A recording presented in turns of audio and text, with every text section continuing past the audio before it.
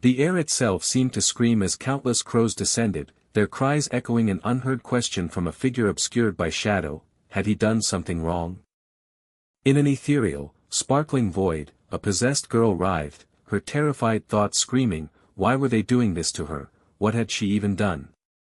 A young priest's voice broke the eerie silence within, calling out for Father Kong. A sharp clink echoed as Priest Kong lit his cigar, his smirk cutting through the tension as he challenged the rookie's budding pity. Priest Kang's voice twisted the chaotic reality of the classroom, dismissing pity and challenging the young priest's courage as the restrained, possessed girl floated amidst ominous crosses. The young priest frantically denied his fear, framing it as mere first mission jitters, but Priest Kang's skeptical glance lingered. Then, with a nervous laugh and grimace, Priest Kong dramatically admitted he was terrified, fearing he might actually die today. The young priest's thoughts spiraled, realizing the true danger if even the great Father Kong voiced such fear. Priest Kong made a sarcastic jab about the danger, then, with a confident smirk, declared it was time to begin. The young priest enthusiastically pledged his faithful support, offering to guard the rear with renewed determination as his Bible glowed. Priest Kong dismissed his offer of support, flinging an object at the young priest and instructing him to protect it carefully. The young priest looked down, utterly confused by the cell phone now in his hands. Priest Kang's voice cut through the air as the camera lingered on the possessed girl's pained, straining face. With glowing eyes and hands pressed together, Priest Kong apologized in advance, a surge of spiritual power radiating from him. Priest Kong unleashed a powerful blast of spiritual energy that shook the room, drawing a gasp of shock from the young priest at its incredible intensity. The possessed girl screamed in agony as the spiritual power seemingly tore through her. As Priest Kong channeled overwhelming power, concentrating red energy in his hands, the young priest realized the rumors about the demon of demons were true. With eyes wide and cigar clenched, Priest Kong recited an incantation with extreme fervor, invoking the Holy Trinity. The young priest, eyes glowing red, joined in the sacred chant, his own spiritual power surging. The possessed girl shrieked in demonic rage, thrashing against the torrent of red spiritual energy as she threatened to kill every last one of them. Priest Kong bellowed, forcefully projecting a powerful wave of red energy to cast the evil spirit back to the land of the lost. The possessed girl cried out, her face contorted in intense agony as she resisted the exorcism. A massive burst of spiritual energy erupted in a bright, blinding flash. The possessed girl's face showed the immense strain of the ongoing struggle, her eyes tightly shut. Then, her eyes fluttered open, one blue and one red, suggesting a momentary shift in her tormented state. The possessed girl remained suspended in mid-air, emitting wisps of smoky pink energy while the young priest watched in stunned silence. The young priest's eye widened in shock and concern at the unsettling sight. Priest Kong, hunched over and visibly exhausted, lamented his aging and recent overexertion after the intense spiritual attack. Priest Kong screamed a warning, his face etched with urgent alarm. The young priest, now resolute, shouted his readiness to prepare the exorcism ritual. Priest Kong nonchalantly warned against spreading rumors, prompting the young priest to exclaim in disbelief at his misplaced priorities. Priest Kong, adjusting his glasses, declared reputation to be paramount, casually admitting his performance had been slipping lately as energy streaked around him. Suddenly, Priest Kong was struck in the face, his cigar falling as he reeled from the impact. The possessed girl, now monstrous with dark energy and claws, violently threw Priest Kong across the room as the young priest cried out in alarm. Amidst swirling dark energy, the possessed girl smirked maliciously, taunting Priest Kong that he was all talk and his power was pathetic. The possessed girl's insults echoed as an injured Priest Kong, slumped on the floor, internally lamented his age and weakness. The possessed girl grabbed Priest Kang's face with demonic claws, forcing his cigar out and eliciting a cry of pain. With intense concentration and closed eyes, the young priest began an incantation, commanding the departed soul. The young priest unleashed a blast of blue spiritual energy, causing the possessed girl to recoil and shield herself. Unharmed, the possessed girl smirked, telling the young priest his efforts were futile while Priest Kong lay incapacitated behind her. The possessed girl's face contorted in a scream as red energy exploded outwards from within her. The young priest was violently thrown backward by an unseen force, dropping the cell phone he had been instructed to protect. Seated upon the incapacitated priest Kong, the possessed girl threatened the young priest and declared her intent to consume Kang's spiritual power. Priest Kong, injured and held down, looked up with pained surprise, expressing his reluctance to use a certain drastic method. With a grim, shadowed expression, Priest Kong resolved to use a last resort, accepting there was no other choice. The enraged possessed girl taunted Priest Kang's bluff, but he defiantly retorted, preparing for a final struggle. The young priest cried out in horror, a dreadful realization dawning upon him about Priest Kang's desperate plan. The possessed girl confidently dismissed the possibility of Priest Kang's success with a smirk. Priest Kong screamed with intense exertion, unleashing his final effort as red energy swirled around him. In a surprising turn, Priest Kong, still held by the possessed girl, cried out for help. The young priest watched helplessly from the debris-strewn classroom as the possessed girl restrained Priest Kong. Priest Kong screamed frantically for help, while the possessed girl screamed back, questioning his sanity and demanding silence. The young priest, shocked and horrified, realized that Priest Kang's mind had seemingly collapsed under the pressure. The young priest, startled, noticed the cell phone he had dropped earlier was now active on the floor, its screen glowing. The cell phone's screen displayed an active communication, with sound suggesting it was ringing or connected. The phone announced a connection to "Help Me," then an unknown voice asked if Father Kong could hear them. The young priest, shocked and confused with a hint of blood on his lip, questioned the identity of the person on the phone. The blond young man, calm and confident with earbuds in, remarked that the call had finally come after much hesitation. The blond young man, hands in his pockets, stated that the call signified agreement to his proposed price, while the blue-haired young woman chewed gum beside him. Looking towards the school building, the blond young man revealed they had been waiting nearby, confident that they would be called upon.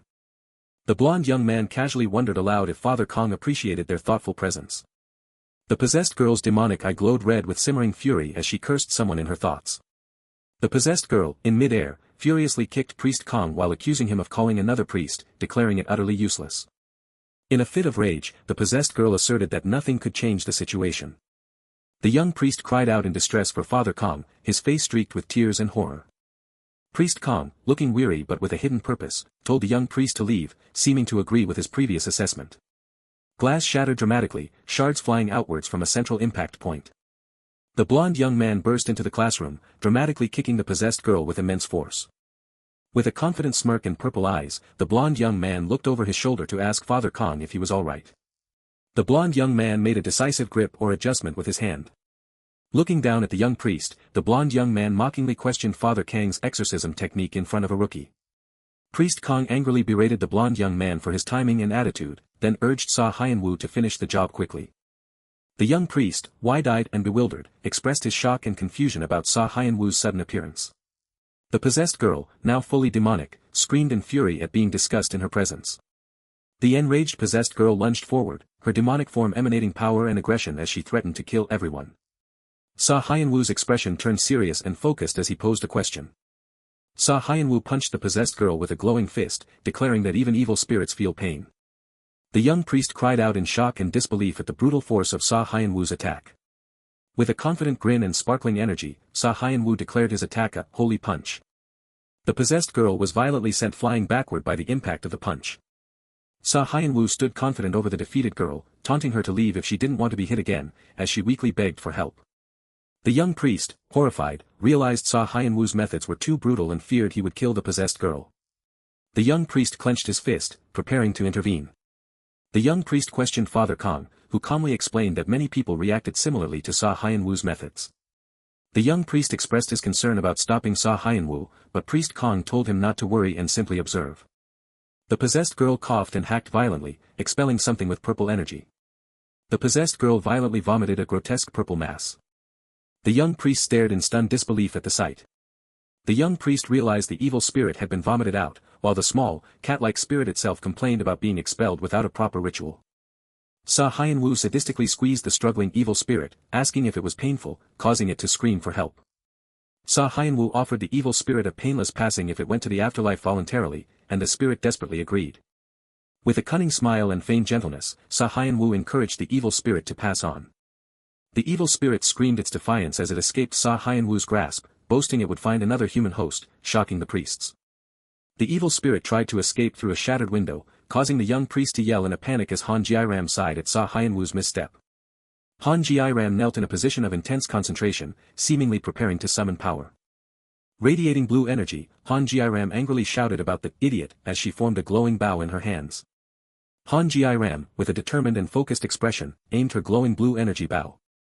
A powerful blue energy arrow streaked through the air. The evil spirit screamed in pain as it was struck directly in the eye by the blue energy arrow. The evil spirit writhed on the ground, confused and pained, expressing disbelief at being attacked again. The evil spirit groaned in prolonged pain from the magical attack. Han Ji-ram posed triumphantly, surrounded by sparkling magic, indicating a successful strike. Hyeon-woo, smiling broadly, congratulated Han Ji-ram on her precision. Han Ji-ram playfully scolded Hyeon-woo for making things difficult, posing confidently after her attack. The young priest questioned the unconventional exorcism methods he just witnessed, as Priest Kong calmly looked on amidst falling sparkling particles. Priest Kang's narration congratulated the young priest on his first mission and advised him to get used to such unusual events. Priest Kang's narration explained that evil spirits fed on human emotions, growing on resentment and fear, making children particularly vulnerable as a crowd gathered outside the school. Priest Kong continued his explanation about exorcising minors, then expressed relief that no one was seriously injured, taking a drag from his cigarette. Narration confirmed the possessed girl was safe and healing, showing her sleeping peacefully, a small bubble floating from her mouth. Priest Kong praised Hyeon-woo's unique ability to exorcise and heal with his bare fists, but the young priest expressed his utter confusion. Priest Kong enthusiastically talked about Hyeon-woo's unorthodox methods, dismissing the young priest's concerns, who firmly disagreed. The young priest expressed his deep frustration and incomprehension of Father Kang's actions, particularly regarding leaving a minor's exorcism to others. The young priest, distraught, expressed his dire concern that both he and Father Kong would face severe consequences if the Vatican learned of their unorthodox methods. Priest Kong observed Hyeon-woo and Han Ji-ram from a distance, wondering about their true identities. Priest Kong, deep in thought with a cigarette in hand, pondered the name of the organization the two young people belonged to. Priest Kang's thought revealed the name of the agency as the Killing Agency, as Hyeon-woo, Han Ji-ram, and the now unpossessed girl rested calmly under a tree. A mysterious gate, covered in talismans and adorned with demonic face knockers, stood amidst soft, mystical sounds. The demonic face knockers on the gate began to crack, suggesting a surge of power or impending destruction. A shaman was violently thrown backward by an explosion, amidst a startled crowd of onlookers. Onlookers checked on the injured shaman, but she warned them about that guy. The shaman's voice echoed a dire warning, "That guy is dangerous." A muscular man, bloody and bound by ropes, screamed out in pain or exertion, surrounded by a powerful red aura. A mysterious woman, her face obscured by shadows and eyes glowing red, spoke with fearful determination, demanding the body of a strong young man. The mysterious voice promised that everyone else would live if their demand was met. A pink motorcycle skidded to a halt, kicking up dust. Han Ji-ram called out to Hyeon-woo, who stood casually next to the motorcycle, putting in his earbuds under a vibrant blue sky. Hyeon-woo questioned Han Ji-ram about the early morning motorcycle ride, and she told him to get on because they had an exorcism request. Han Ji-ram informed Hyeon-woo that their destination was far, implying he might be late for school, then paused reflectively.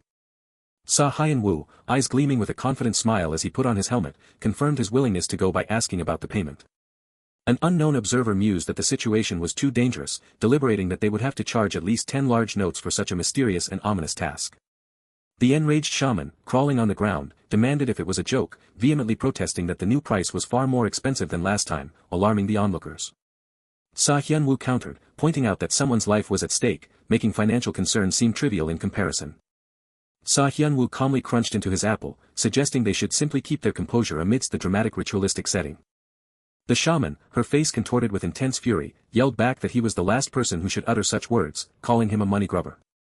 Hyeon-woo, a healing office employee, smirked as he bit into his apple, calmly asking Yane what her plan was.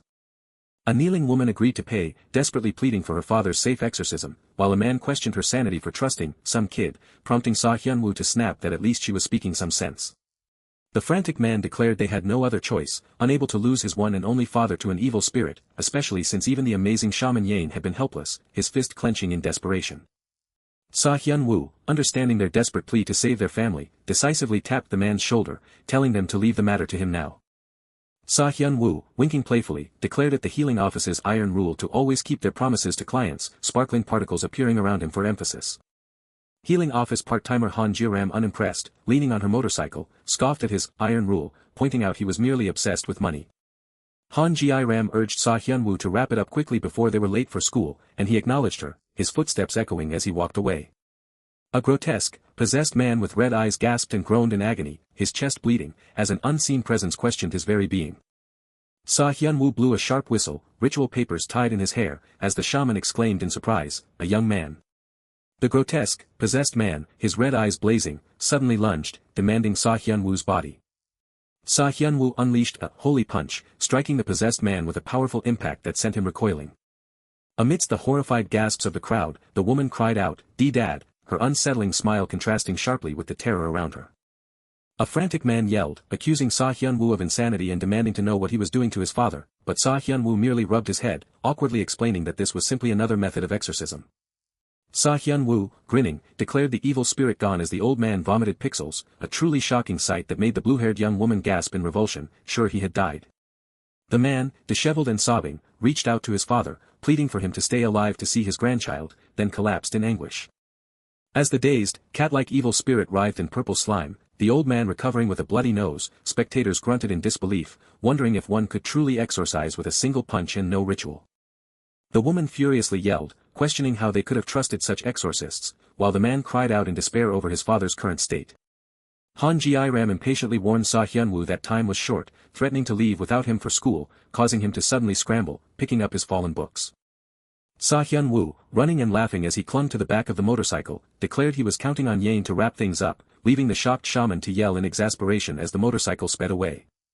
Hyeon-woo, his eyes shining and a broad smile on his sweating face, called back to Yane, telling her she could do it because she was the most beautiful shaman he had ever seen, causing her heart to flutter as she blushed in surprise, sparkling particles appearing around her. An angry crowd screamed, demanding their father back and accusing the exorcists of running away after making a mess, forcing the shaman to try and calm them. The shaman, exasperated, cried out to the people, questioning their lack of faith. Holding two daggers crossed, the shaman angrily reminded them how they had once begged her to let their father live, even in filth, emphasizing her point with a powerful gesture. The shaman berated them as shameless brats, questioning their excessive worry, which left the man and other spectators shocked. The shaman revealed that their father was not dying but regaining his strength faster, and indeed, the old man smiled, glowing with green light, stirring on the ground as the shaman declared no one died in her rituals. The shaman stood triumphantly, a glowing sword in hand and a monster's head underfoot, declaring that was exactly why they had sought out her, this country's most beautiful shaman Yane, her power emitting a keen hum.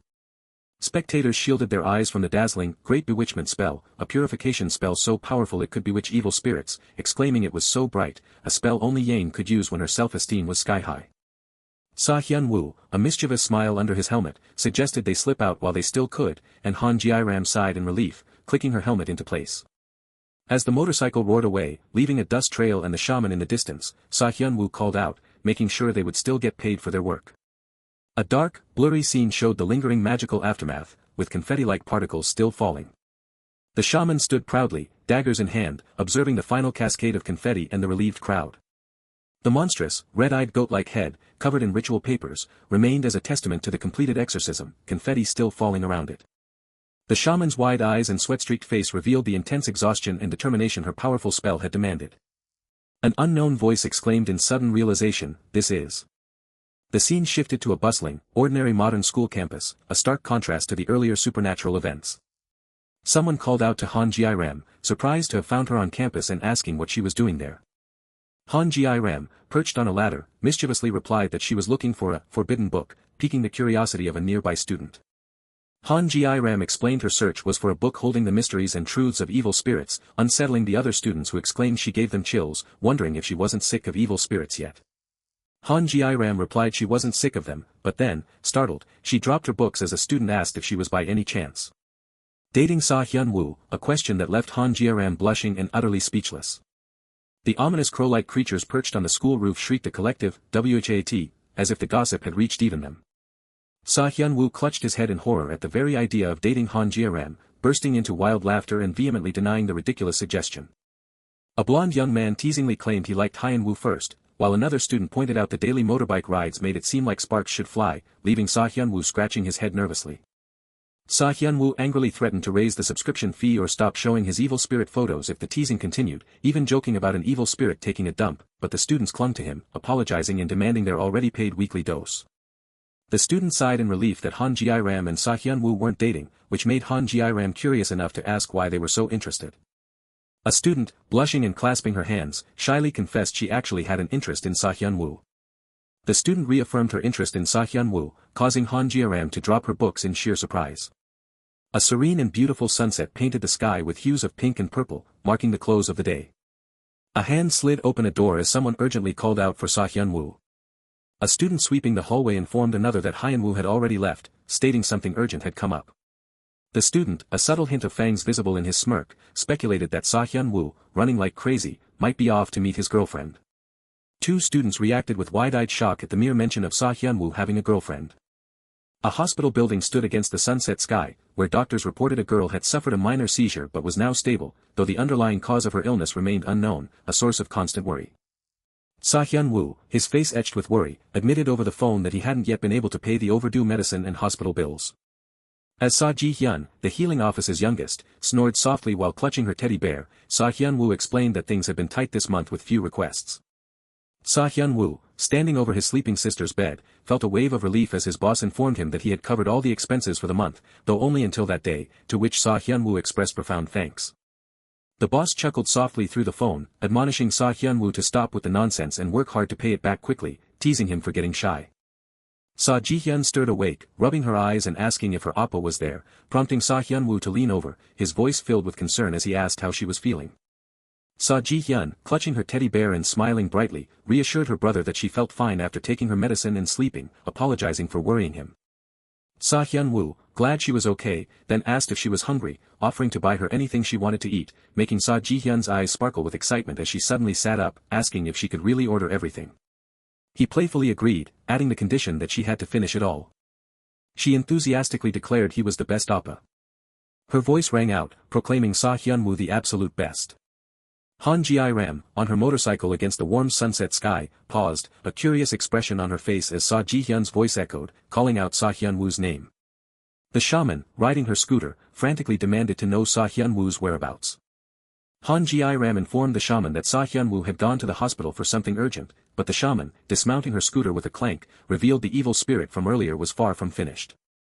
Han Ji-ram asked what the shaman meant by something else, as the shaman, her hand extended in the intense golden light, prepared to reveal what had popped out during the exorcism.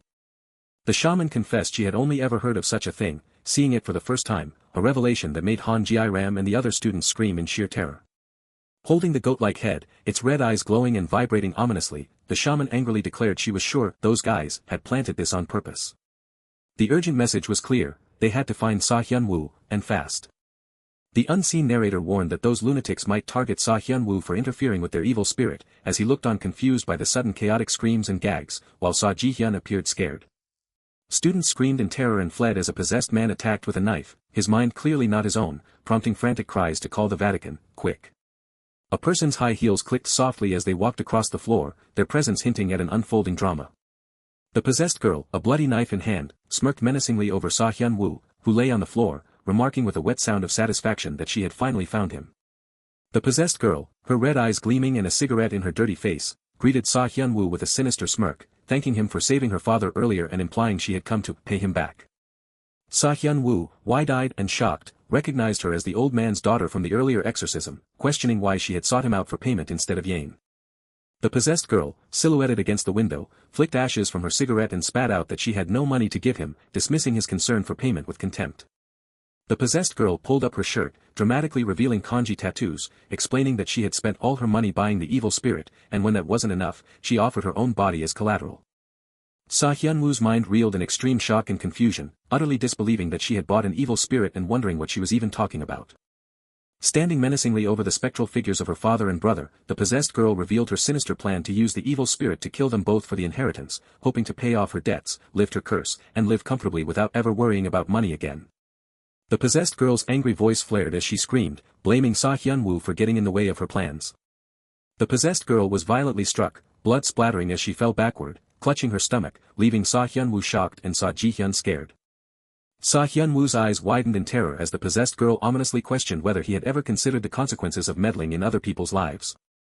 The possessed girl smiled sinisterly as shadowy, tentacled evil spirits writhed and squirmed from her body, warning Hyeon-woo that demons might do horrible things to him. The possessed girl's face, twisted with resentment and consumed by shadowy evil spirits, hissed that if Hyeon-woo and Shaman Yane had just let her father die, she would have lived a much happier life. The possessed girl fully transformed into a massive, swirling mass of shadowy evil spirits with multiple red eyes, unleashing a furious roar as she screamed, blaming Hyeon-woo for slicing her life to pieces. Hyeon-woo reacted with alarm, his arm instinctively extending, surrounded by a sudden burst of blue energy as if to shield himself. Hyeon-woo watched in horror as a shadowy evil spirit grabbed Ji-hyun, who screamed his name. Hyeon-woo choked out Ji-hyun's name, desperately reaching for her as she was lifted away by shadowy evil spirits in the destroyed room. The possessed girl's red eyes gleaming and a sinister smile playing on her lips, reiterated her malicious blame, stating that his interference had ruined her life. The possessed girl declared, with a crash and a scream, that his sister's death was also his fault, as Ji-hyun fell through shattered glass, grabbed by evil spirits, while Hyeon-woo's hand reached out in despair. Ji-hyun's tear-streaked face twisted in a heartbreaking scream, calling out for her appa in terror. Hyeon-woo's eye blazed with a fierce purple light, signaling an intense surge of emotion and resolve. Shadowy evil spirits exploded and dispersed in a bright burst, as if annihilated by an unseen force. Hyeon-woo delivered a powerful kick, his foot a blur of motion and trailing confetti. Hyeon-woo fell, shielding Ji-hyun from the swirling shadowy evil spirits, as a small, tentacled evil spirit was expelled below them. The possessed girl's ominously smiling face, her red eyes still glowing, suggested her threat was far from over. Hyeon-woo, mid-air, unleashed a powerful upward kick, striking with a crash that caused the possessed girl to gasp and scream, "You bastard!" Hyeon-woo was violently thrown, crashing through the car's windshield. The battle had spilled into an ordinary outdoor parking lot, marked by several parked cars. Hyeon-woo lay injured on the ground, coughing harshly from the impact. The possessed girl stood over him, mocking his precious mortality and groaning in pain, claiming his injury was exquisite as he meddled in others' lives. Floating amidst swirling shadowy evil spirits, the possessed girl menacingly declared he wouldn't die here anyway, but reiterated that he had ruined her life. Her red eyes glowing with fury, the possessed girl vowed he would now pay the price. She pronounced Hyeon-woo's name, her voice laced with intent as he looked up with a bloodied but determined face. Hyeon-woo, crawling and protecting an unconscious Ji-hyun, refuted her words, declaring it nonsense to blame others when she herself had wrecked her life by being blinded by money. Hyeon-woo, leaping through the air towards the floating possessed girl, continued his scathing rebuke, questioning whom she could possibly blame after trying to kill her precious family for cash and selling her body and soul to a lousy evil spirit. The possessed girl, her red eyes burning and surrounded by evil spirits, angrily retorted, telling him not to talk as if he knew everything. She bitterly recounted how it had always been about, Big Brother, Big Brother, Big Brother. The possessed girl crawled on the ground in distress, spectral figures of her father and brother playing on her back, as she cried out that she was always pushed aside, never even considered family in the first place. The possessed girl screamed in explosive rage, her red eyes blazing as she unleashed a stream of blue energy, declaring her family trash who deserved to die.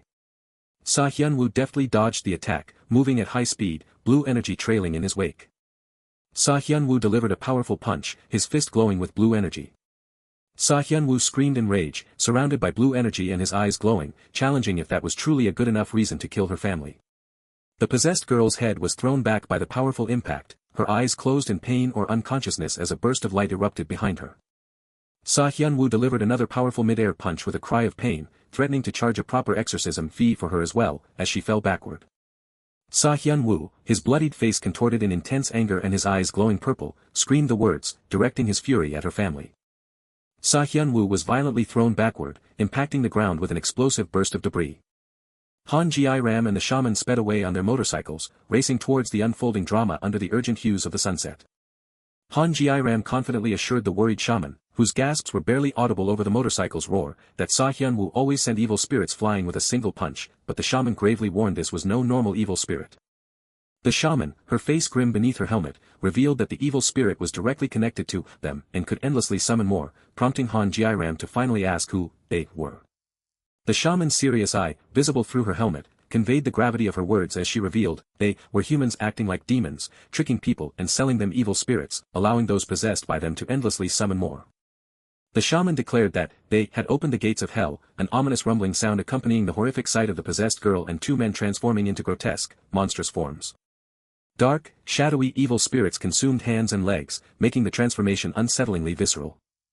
The possessed girl stood triumphantly amidst the crawling, transforming monstrous figures, evil spirits swirling around her, giggling with sinister glee that this was getting fun, her heavy footsteps echoing.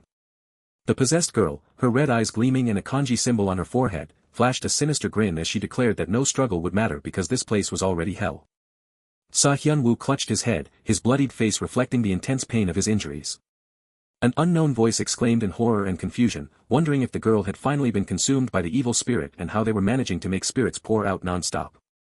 Hyeon-woo, injured and clutching his head but standing resolute amidst the debris, declared that he would say this in advance. Hyeon-woo, his bloodied face contorted in a fierce glare and one eye glowing purple, warned her that the healing office's exorcism fee was expensive, and she had better be ready. A cheerful photo captured Hyeon-woo, Han Ji-ram, and Ji-hyun posing happily, surrounded by sparkling particles, an image of brighter days against a blurred cityscape.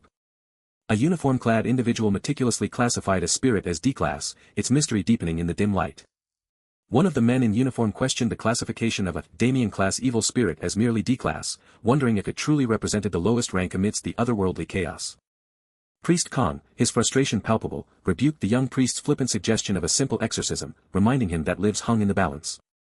The young priest frantically urged Priest Kong to move, declaring an emergency, yet the seasoned priest, with a decisive movement, merely grumbled about the Vatican's relentless demands. The young priest, sweat and blood streaking his face, snapped back that this was no time for casual complaints, revealing the terrifying presence of an Abraxas-class spirit at the university hospital. Priest Kang's composure shattered, his eyes widening in profound shock at the revelation of an A-class evil spirit. A blond young man, confronting a city building, silently questioned the true nature of the formidable entity before him. Even in sleep, the possessed girl's mind pondered the intricate connection between an evil spirit and its human host. The possessed girl, surrounded by her zombie-like minions, dismissed her opponent's identity with a sinister smile, declaring she did not care who he was. Hyeon-woo, battered but resolute, challenged the enemy, proclaiming his intention to exorcise every last one of the endlessly summoned evil spirits. With confetti-like particles falling around him, Hyeon-woo, with a swift movement and a determined growl, declared he would collect a steep exorcism fee for all of them, along with a heavy price for touching his sister. Hyeon-woo delivered a fierce, resounding kick to a large possessed man, sending him reeling from the impact. With a sudden rush, a grotesque evil spirit lunged forward, its clawed hands reaching menacingly. The evil spirit struck, and Hyeon-woo cried out as he was wounded, bleeding from his chest. Hyeon-woo gritted his teeth, enduring the searing pain. With a decisive grab and a bone-crunching impact, Hyeon-woo retaliated with a punch against the attacking possessed girl. Hyeon-woo landed a forceful, impactful punch with fierce determination. As Hyeon-woo continued his desperate fight against the possessed girl amidst coiling dark tendrils, his sister, Ji-hyun, slept peacefully, blissfully unaware of the looming danger below. Hyeon-woo's face contorted in panic, his cry for Ji-hyun reflecting his deepest fear. The evil spirit struck Hyeon-woo again, its impact causing him to scream as blood splattered violently. Hyeon-woo struggled, gritting his teeth in fierce determination, refusing to yield to the evil spirit's tightening grip. With a powerful kick, Hyeon-woo unleashed a forceful movement, demanding the opponent yield. As Ji-hyun slept peacefully, dark tendrils ominously reached out towards her from beneath the bed. The grotesque tentacled evil spirit paused, momentarily startled by an unseen force. Hyeon-woo screamed in agony as the evil spirit's dark, thorny tendrils ensnared him with a painful, bursting sound. Hyeon-woo desperately screamed for the evil spirit to retreat.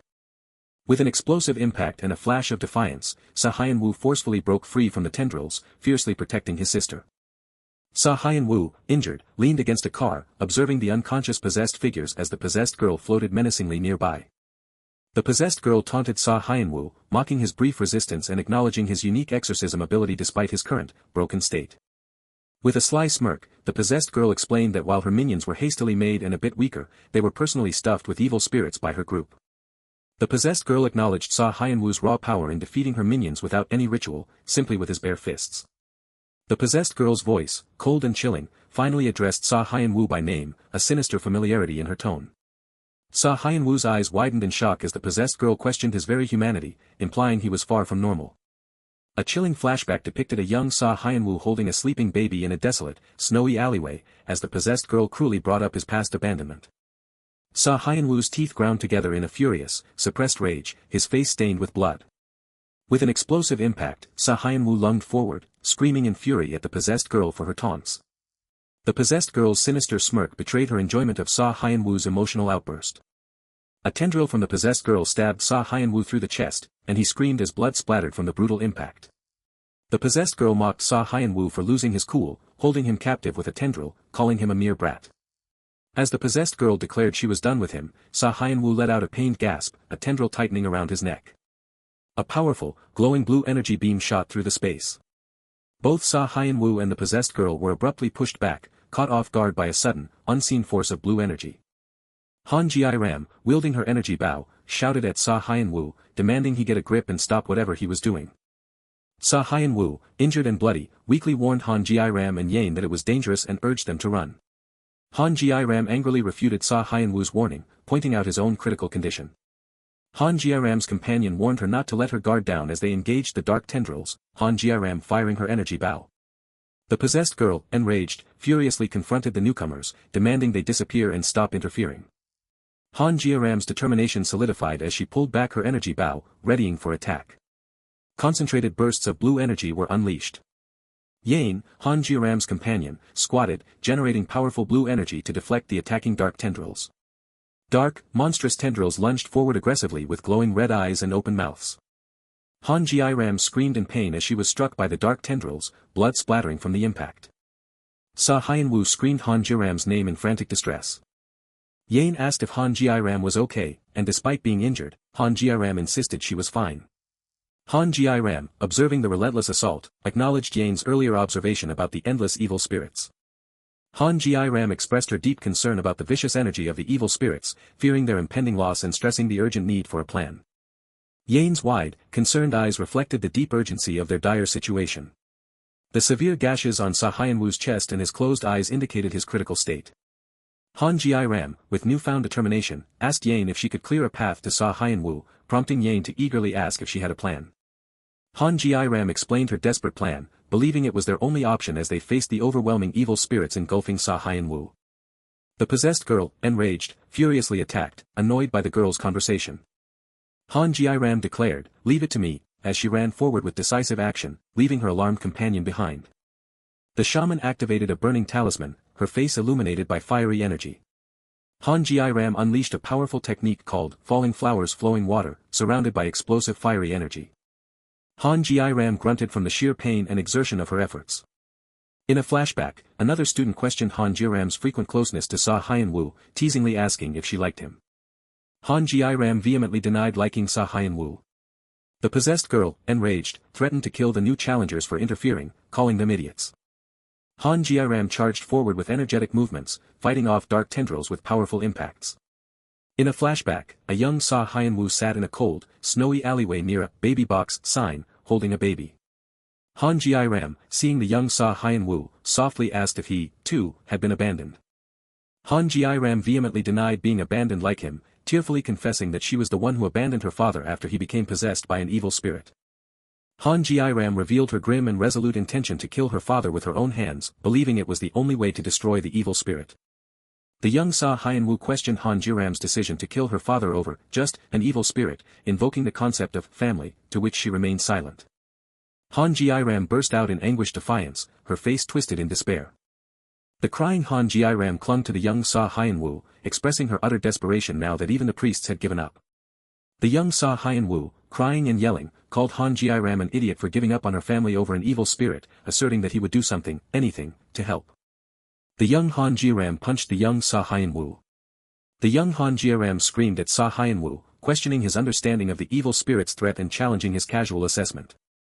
The young Han Ji-ram, kneeling, embraced the young Hyeon-woo, telling him not to pretend to understand and speak so easily about her pain. The young Han Ji-ram cried into the young Hyeon-woo's shoulder, finding solace in his unexpected comfort. The young Hyeon-woo held the crying Han Ji-ram, oblivious to the knife she still gripped perilously close to his ear. Hyeon-woo offered his help, but the tearful Han Ji-ram, surrounded by glowing particles, questioned what someone like him could possibly do. The young Han Ji-ram lunged at the young Hyeon-woo, who was holding the baby, with a knife raised. The young Hyeon-woo, with wide purple eyes, yelled that he could kill evil spirits, completely surprising Han Ji-ram. The young Hyeon-woo earnestly offered to help, asking for repayment later, and urging her to believe him. The young Hyeon-woo, holding the baby and crying, passionately declared their shared abandonment and vowed to kill as many evil spirits as it took to save her dad. The young Hyeon-woo's request to be taken in as family caused the young Han Ji-ram to look up tearfully, a glimmer of hope in her eyes. Han Ji-ram, with a decisive step, declared that she was paying off a debt. Han Ji-ram, fighting through the chaos, encouraged Hyeon-woo and revealed her desperate plan, emphasizing it was their only option. Hyeon-woo, injured and shocked, screamed in sudden realization about Han Ji-ram's plan. In the flashback, a student commented on Han Ji-ram and Seo Hyun-woo's apparent closeness, suggesting they might be dating. Han Ji-ram, with a desperate expression, began to push Seo Hyun-woo away from the attacking tendrils, yelling fiercely. Han Ji-ram's face was shown blushing, her eyes closed, suggesting an intimate and surprising physical contact. Seo Hyun-woo yelled loudly, his eyes shut in an intense moment of pain or shock. Han Ji-ram, with a forceful declaration, seemingly bit Seo Hyun-woo's neck as dark tendrils surrounded him. The shaman reacted with profound shock, covering her mouth as she realized Han Ji-ram's unusual method. Seo Hyun-woo suddenly emanated a powerful, explosive energy, pushing back the dark tendrils and shocking everyone present. The possessed girl, enraged, attacked, demanding to know what had been done to Seo Hyun-woo, who had been half dead. The shaman, wide-eyed and sweating, speculated in shock that Han Ji-ram might have bitten Seo Hyun-woo's neck to unleash his spiritual power. Shadowy tendrils crept eerily from the side, moving towards a closed door in a dark hallway. The blonde young man violently extracted a monstrous entity from his own chest, while the blue-haired young woman cried, holding a baby in the chaotic background. The young Seo Hyun-woo, holding a glowing object, questioned if the separated evil spirit, now a small dazed cat-like creature, truly was just an evil spirit. The Han Ji-ram cried tenderly, holding the sleeping baby close to her. The blonde young man's hair turned white, surrounded by glowing particles, as a transformative energy surged through him. The blonde young man's eyes glowed fiercely red as his hair turned white, indicating a powerful, angry surge of energy. Han Ji-ram, injured on the ground, urgently told Seo Hyun-woo to finish the fight quickly. Seo Hyun-woo crouched, transformed and glowing with power, and reassured Han Ji-ram not to worry. Seo Hyun-woo took a determined step forward, stating his intention to end the fight quickly, unwilling to drag it out. Seo Hyun-woo charged forward with intense power, proclaiming his eagerness to finish the fight with a decisive impact. The possessed girl expressed shock and disbelief, questioning how all of Seo Hyun-woo's wounds had completely healed. The possessed girl declared that no matter what tricks he pulled, it was useless, unleashing more tendrils and claiming the area was already hell. Seo Hyun-woo, with a furious expression, punched forward, condemning the possessed girl for using people as bait until the very end. Seo Hyun-woo delivered a powerful punch, knocking back two possessed men with impactful force. The two possessed men screamed in pain as they were violently thrown backward by the impact. The possessed girl reacted with a sharp cry of shock and alarm. Seo Hyun-woo powerfully kicked the possessed girl, declaring that the world was not hell, but rather that the true hell resided within her own heart. Seo Hyun-woo yelled that his attack would be intensely painful as he delivered a powerful, bone-crunching punch. Seo Hyun-woo's attack caused the possessed girl immense, unbearable agony, stating that for someone with a shattered heart, it would be unbearable.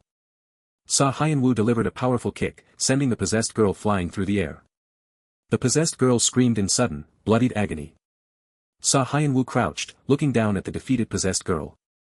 The small, cat-like evil spirit writhed and cried out in pain as it separated from the girl. The cat-like evil spirit's body was shown with strange marks and a dark void within it, appearing mysterious and unsettling. The small evil spirit made a pained, struggling sound, its cheeks puffed in dazed confusion. The separated evil spirit groaned in distress, collapsing to the ground, as Seo Hyun-woo and his companions looked on with disgust.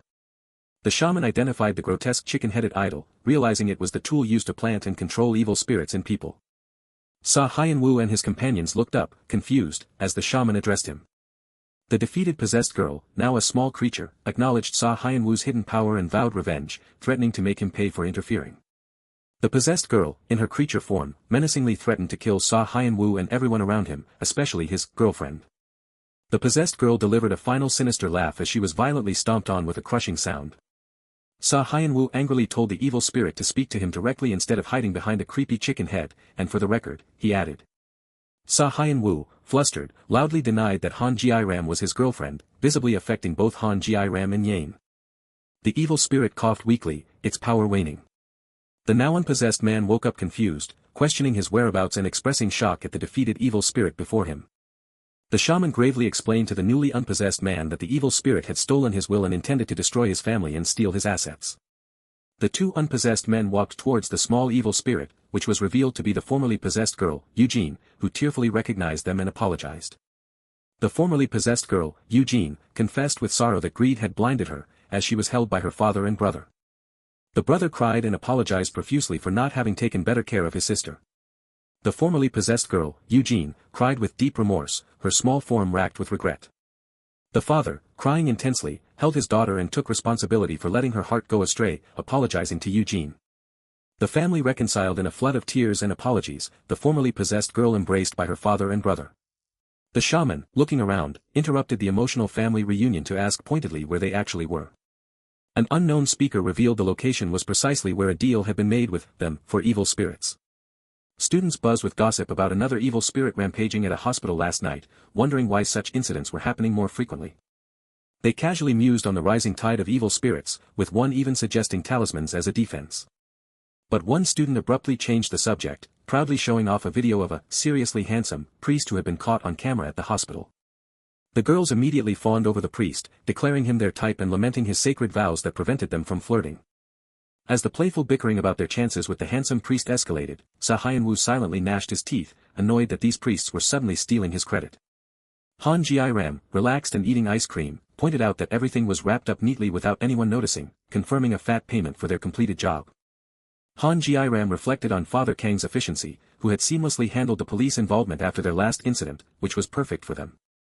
Hyeon-woo, with an accusatory tone, claimed Han Ji-ram's mercenary nature meant she would never truly understand. Hyeon-woo's face twisted in a pained, surprised expression, hearing himself accuse someone else of greed when his own motivations were similarly flawed. While Hyeon-woo internally debated direct messaging the assistant priest, his classmates teased him about his inaction. Hyeon-woo exasperatedly bit his chocolate, yelling that he too was in the photo, wondering why no one ever noticed him. A cold, disgusted stare from the blue-haired young woman met his question about his own decency. Han Ji-ram, walking away with resolute steps, firmly told Hyeon-woo to stop his nonsense and be content with the earnings for Ji-hyun's medicine. Two classmates, fueled by gossip, cornered Han Ji-ram to ask if she and Hyeon-woo had actually kissed. A sudden, inexplicable surge of memory, chaotic and intense, caused both Han Ji-ram and Hyeon-woo to recoil in shock. Han Ji-ram vehemently denied the stupid rumor, wildly gesticulating as she demanded Hyeon-woo corroborate her outrage. Hyeon-woo blushed furiously, stuttering that it wasn't exactly a kiss, betraying his flustered state. Han Ji-ram grabbed Hyeon-woo's collar, furiously demanding a clear answer and questioning his blushing face as he struggled to deny anything. More students joined the fray, their questions about his rumored dating life making Hyeon-woo tremble with terror. Hyeon-woo shrieked in despair as classmates taunted him with claims of having liked him first, turning his terror into a comedic spectacle. Other students explained their natural assumption that the two were already dating, given how inseparable they seemed, playfully chiding them for keeping it a secret. Han Ji-ram's pointed remark hung in the air, leaving Hyeon-woo with a shocked expression, fully aware of its implications. Han Ji-ram stood calmly, surveying the urban street beside her iconic pink motorcycle, perfectly composed. Han Ji-ram, clearly annoyed, reiterated that they were not dating, wondering aloud who was responsible for the persistent and weird rumor. A sudden, piercing sound sliced through the air, causing the blue-haired young woman to look up in alarm. A monstrous, tentacled evil spirit suddenly lunged, its terrifying form manifesting from thin air. Hyeon-woo frantically shouted directions to Han Ji-ram, only to be met with her exasperated question about his constant sloppiness. The evil spirit swiftly darted away, leaving Hyeon-woo no time for further nagging. The evil spirit, indignant and confused, cursed the exorcist's methods, wondering why he completely disregarded the host's safety. It recalled the sheer audacity of the exorcist, who had punched the host directly, expelling the spirit with a single, brutal blow. The evil spirit, still reeling and bewildered by the unorthodox exorcism, exclaimed its surprise. A shock of energy burst around Han Ji-ram, who, while glowing with power, furiously declared that Hyeon-woo always made her suffer. Her anger crackled with electricity as she furiously concentrated her power, already beyond annoyed. With a powerful whoosh of energy, Han Ji-ram blasted forward, ordering the spirit to disappear. The evil spirit, defiantly zipping away, mocked her skills, claiming she had not a chance of catching it. It boasted about its age-old experience, swiftly escaping into the sky. Han Ji-ram clicked her tongue, annoyed that she had almost hit the spirit, while Hyeon-woo approached, inwardly wondering if she was just too worked up. High above the city, the evil spirit shrieked in panicked relief, realizing how close it had come to oblivion. Anxious after its near demise, the evil spirit urgently resolved to find another human body, fearing the loss of its carefully acquired form. Its panicked flight was suddenly interrupted by a confused, "huh," as something unexpected caught its attention. A young boy named Kim Yoo-hyun looked up in surprise as his name echoed across the sidewalk. His friends expressed disappointment that he couldn't play baseball again, to which Kim Yoo-hyun apologetically explained his mother's strict instructions to come home early. His friends, though disappointed, waved goodbye with understanding, extracting a promise from Kim Yoo-hyun that he would definitely play next time. After he left, his friends lamented their loss on the field, acknowledging that Kim Yoo-hyun's mother strongly disapproved of his playing baseball. Their conversation took a dramatic turn when one friend revealed Kim Yoo-hyun's father was the legendary major league slugger, Kim Woo-hyuk, astonishing the others. Meanwhile, Kim Yoo-hyun walked, engrossed in his phone, oblivious to the evil spirits swirling ominously overhead. Kim Yoo-hyun's phone chimed repeatedly with a series of anxious messages from his mother, urging him to hurry home. An unsettling voice pierced the air, asking if he wished his mom would simply disappear, causing Kim Yoo-hyun to look around in startled surprise. A monstrous, shadowy entity, emanating purple energy, rumbled its offer to help if that's what he truly desired. Kim Yoo-hyun, terrified, frantically spun around, demanding to know who was there. With a horrifying crash, Kim Yoo-hyun shrieked as he fell to the ground, his phone tumbling from his grasp. The towering, shadowy entity loomed over the frightened boy, promising to erase every last bit of his fear. The entity croaked, observing the pain in his eyes and reassuring him that it was okay to surrender his body. The evil entity, now with a horrifying, demonic grin on a young girl's face, promised to save its little one from all his fears. The possessed girl's face contorted in a desperate plea. With a final, empty whisper of "save," her eyes turned completely black, signifying a total takeover. Chains clanked violently, straining against an unseen force. A monstrous, shadowy entity thrashed violently against its chains, its form beginning to merge with the helpless boy below. The cat-like evil spirit stared in horrified disbelief, realizing there was already another evil presence within the host, a fact it couldn't comprehend missing. Kim Yoo-hyun grimaced, coughing and groaning in intense pain as black liquid streamed from his eyes. The demonic entity asserted its terrifying claim, declaring the body entirely its own. A violent, tearing sound indicated a powerful rupture. The possessed girl, her face glowing pink with fury, cursed the persistent little bastards, before shouting orders for Hyeon-woo to pursue her down the alley. Hyeon-woo delivered a devastating, holy punch, causing the possessed girl to recoil with a pained grunt. The possessed girl screamed in raw terror, her form distorting as she desperately pleaded not to die. The evil spirit exploded in a sudden, powerful burst of light and scattering particles. Kim Yoo-hyun looked bewildered, his eyes still faintly glowing red from the dissipating energy. He remained confused, the last traces of the evil spirit's pink energy slowly clearing from his hair. Kim Yoo-hyun sat on the ground, confused by the strange chains that seemed to bind him, a lingering remnant of the spiritual struggle. Hyeon-woo, with a sigh of relief, knelt to check on Kim Yoo-hyun, who shyly thanked him for the rescue. Han Ji-ram walked towards them, her steps firm, questioning if the exorcism had been done properly this time, to which Hyeon-woo confidently pointed out she'd seen the spirit explode. Han Ji-ram, however, sensed a lingering, nasty energy, despite the spirit's apparent destruction. Kim Yoo-hyun hesitantly approached them, remarking that they didn't look like priests or nuns. Full of childlike wonder, he then asked them how they had performed such an incredible feat. The trio sat on a bench outside a quaint shop, Kim Yoo-hyun reading aloud its intriguing name, Healing Office. Kim Yoo-hyun excitedly asked if they would truly exorcise evil spirits for payment, even without being priests, to which Hyeon-woo confidently affirmed they would. Hyeon-woo, confidently gesturing, reassured Kim Yoo-hyun that if anything ever happened, he could contact them anytime, earning a surprised but trusting affirmation from the boy. Hyeon-woo, with a confident smile, declared that keeping promises to clients was the healing office's iron rule. Kim Yoo-hyun happily accepted the business card with a cheerful "okay." Kim Yoo-hyun looked down at his phone, confused, as it glowed and vibrated with an urgent message.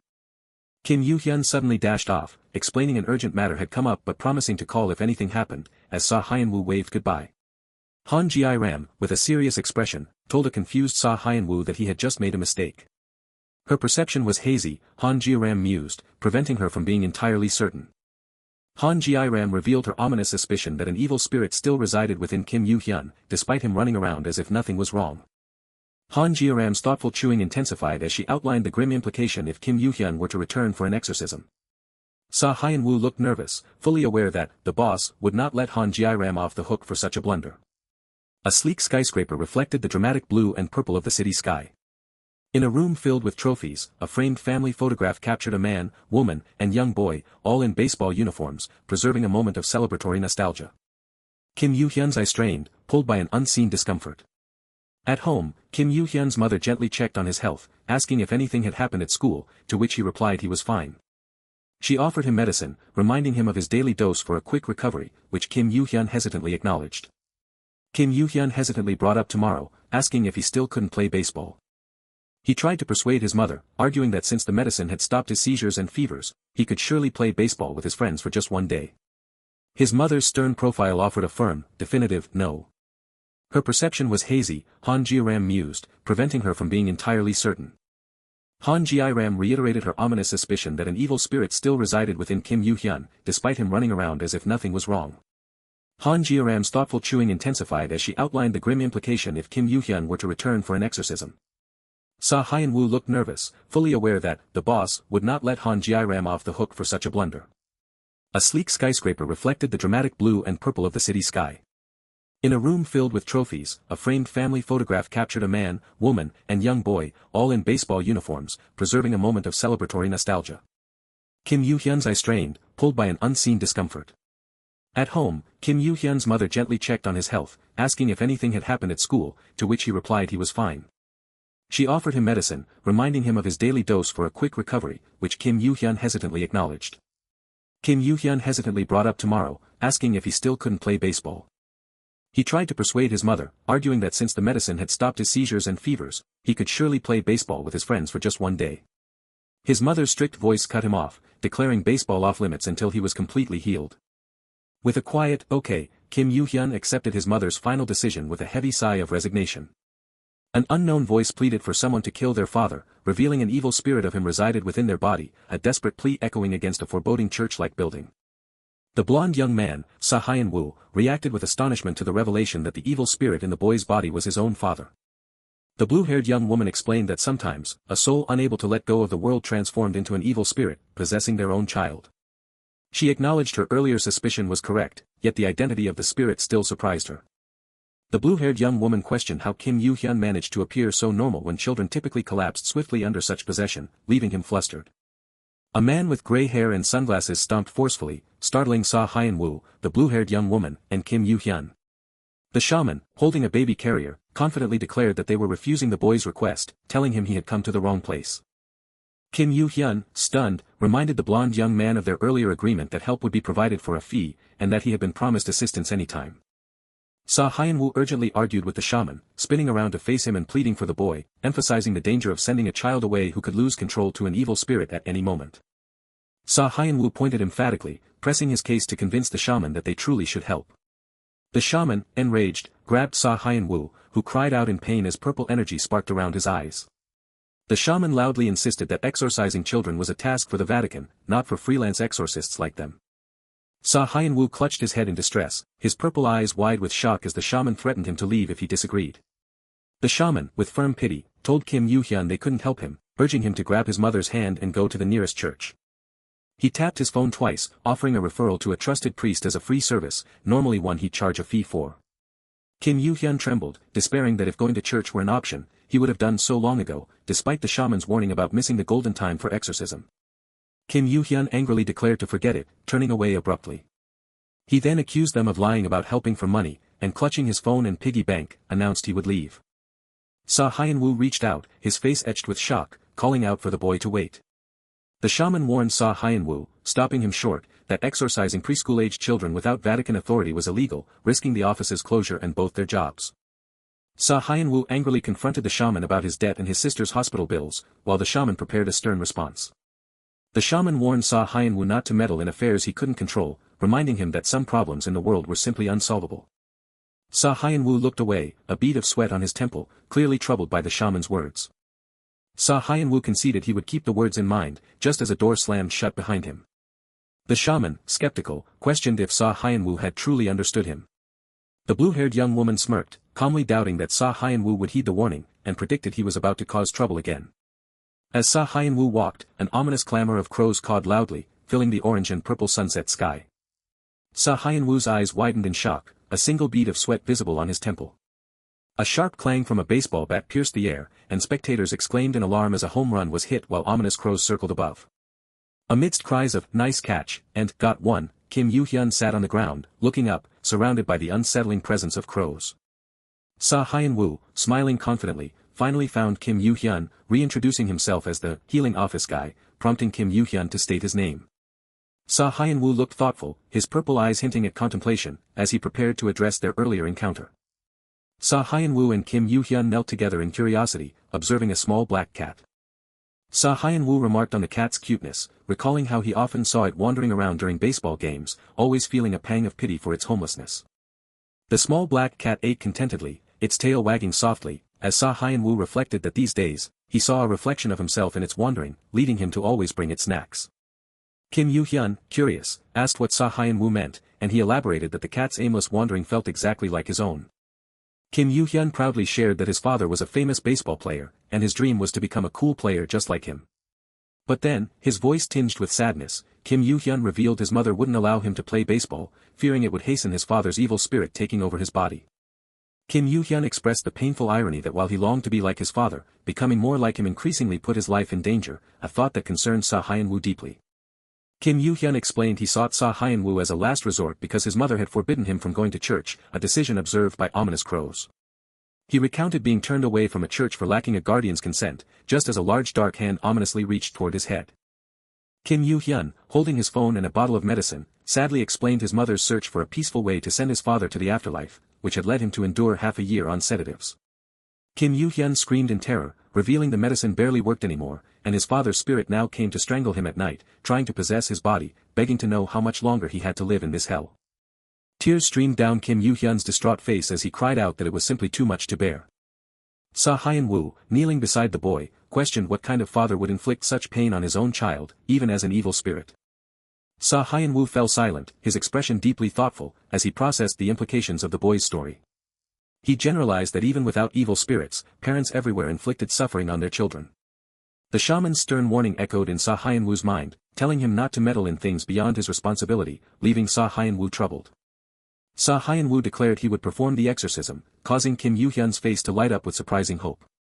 Hyeon-woo, kneeling seriously, set the conditions, an expensive healing office exorcism and absolute secrecy, to which Kim Yoo-hyun enthusiastically agreed, assuring him money was not an issue.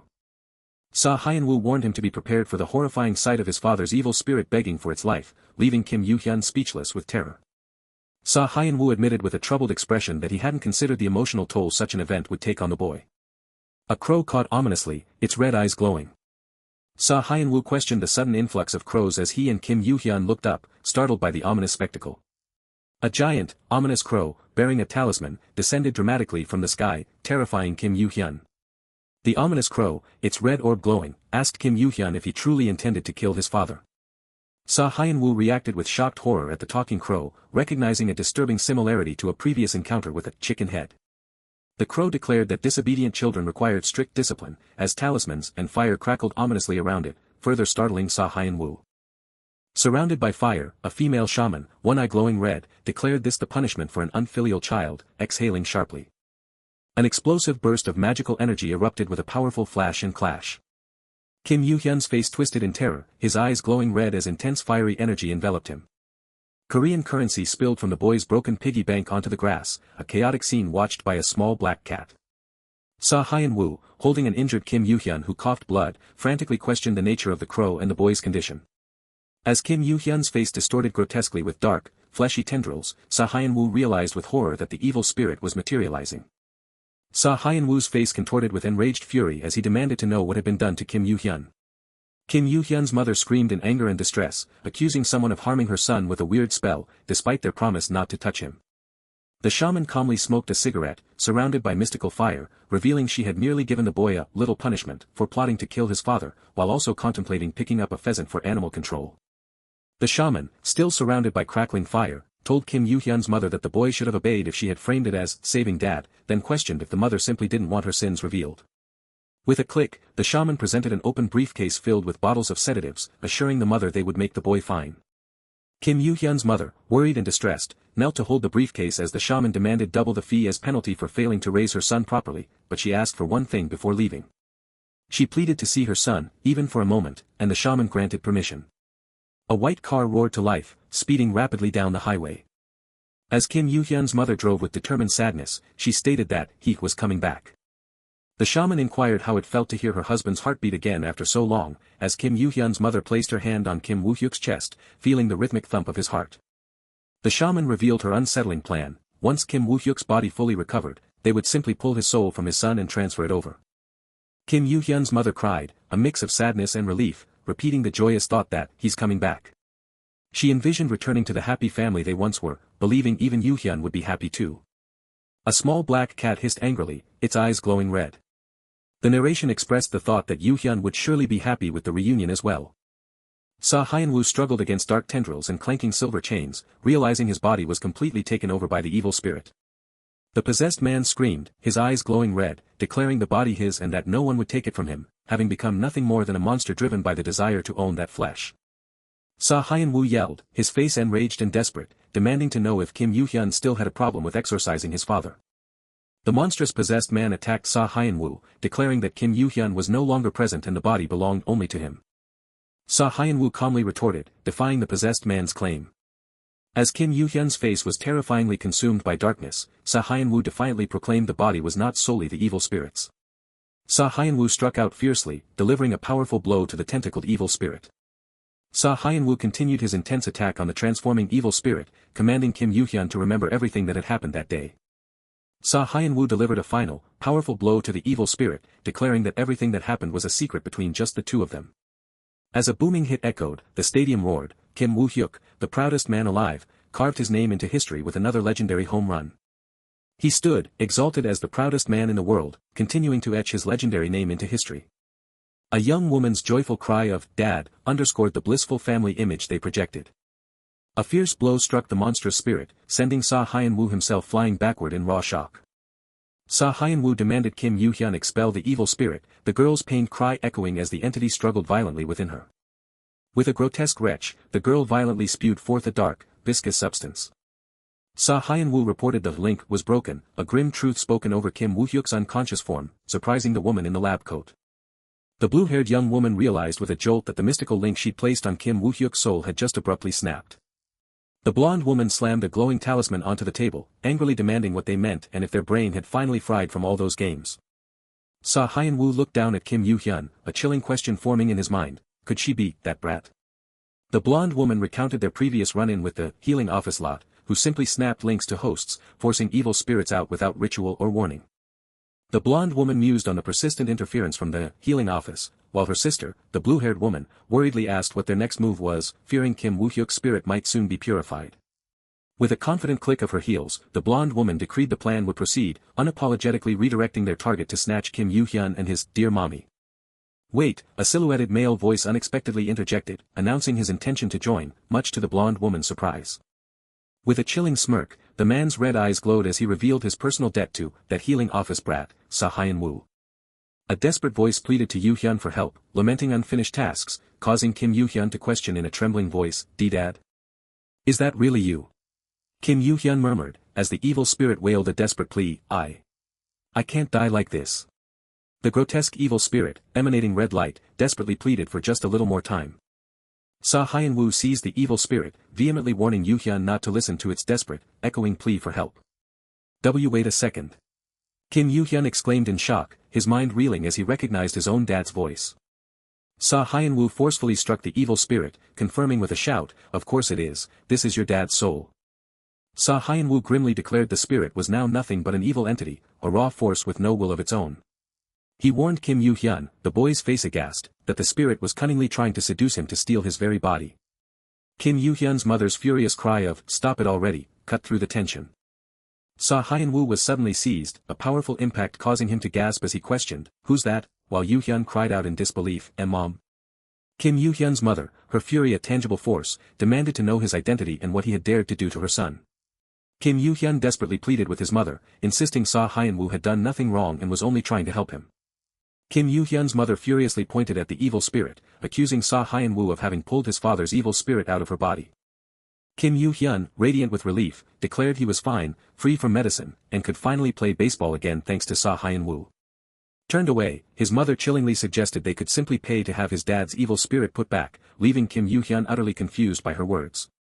His mother's hand sharply lashed out, striking Kim Yoo-hyun with shocking force.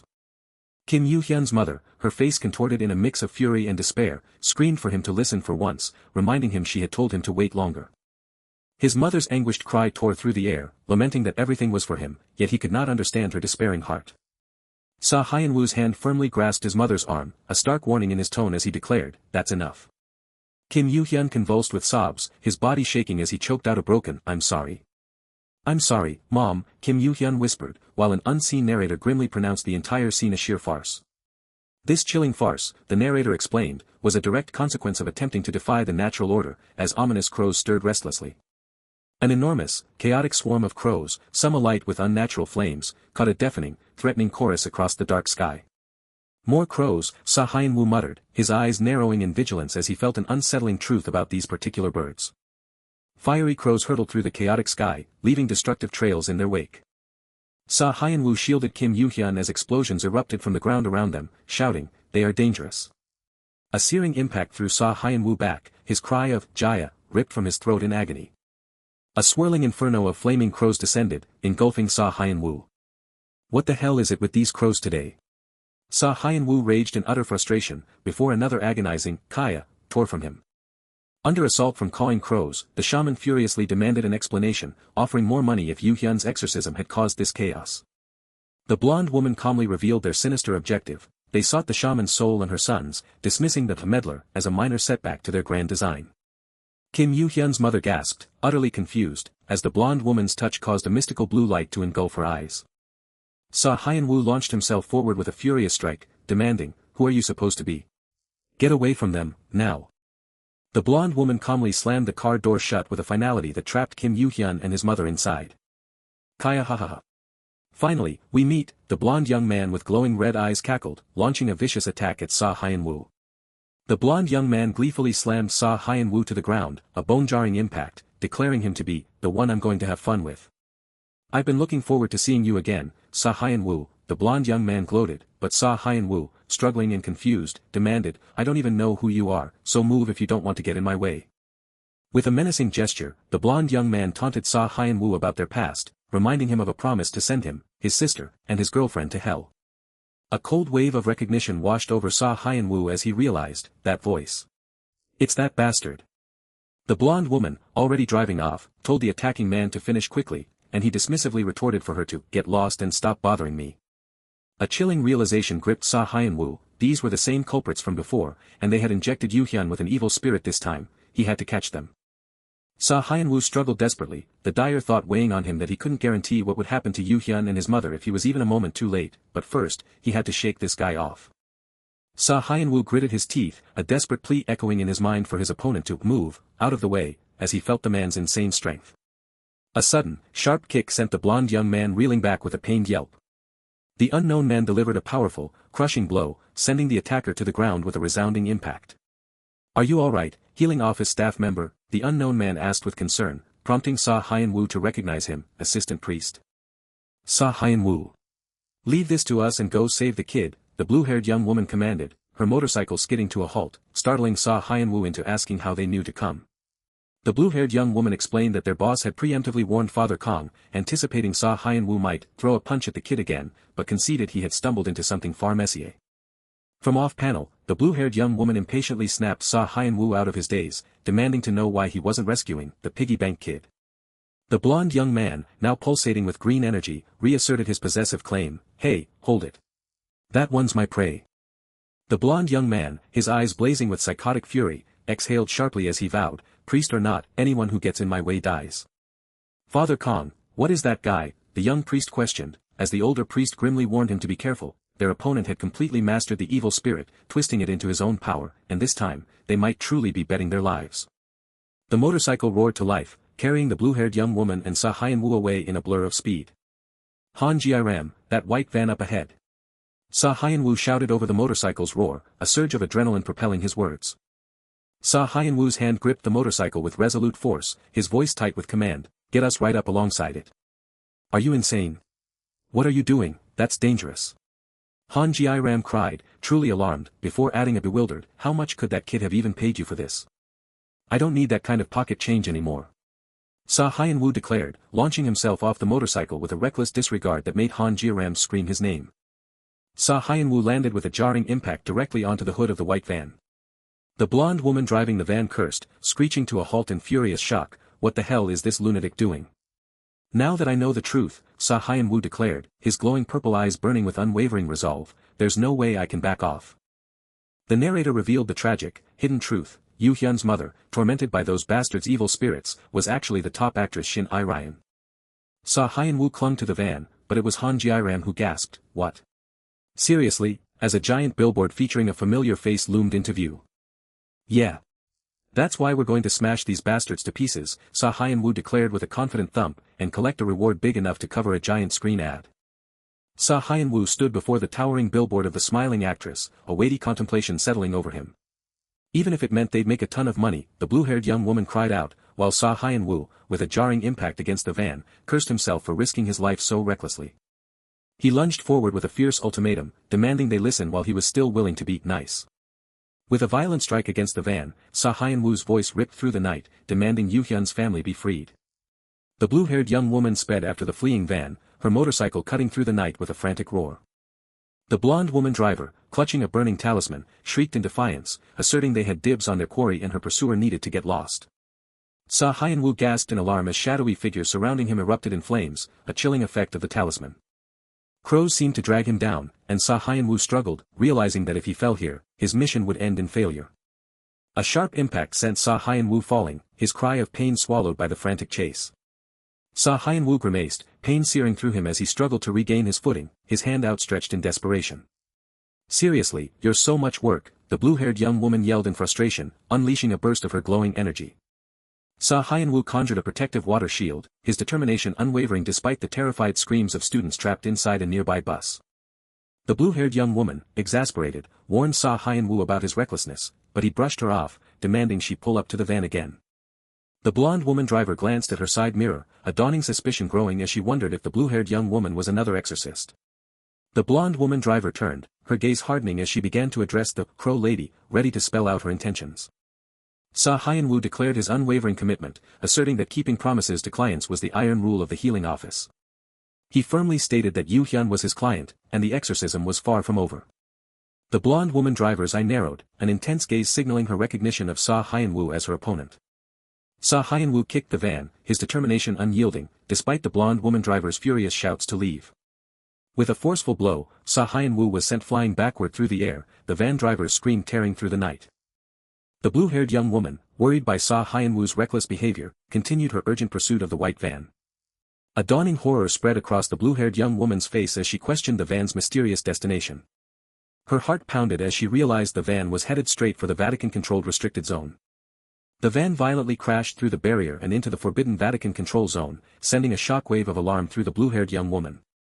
The healing office was finished, or so it seemed. The van smashed into something with repeated, thunderous impacts, as the blue-haired young woman sped closer. The blue-haired young woman abandoned her overturned motorcycle and rushed forward, her every movement propelled by a frantic worry for Hyeon-woo. Hyeon-woo gasped, surprised he was still alive after the impact, then urgently commanded everyone to move. Hyeon-woo insisted they had to get out immediately, but the blue-haired young woman questioned his haste, pointing out the severe injuries of the unconscious mother and child.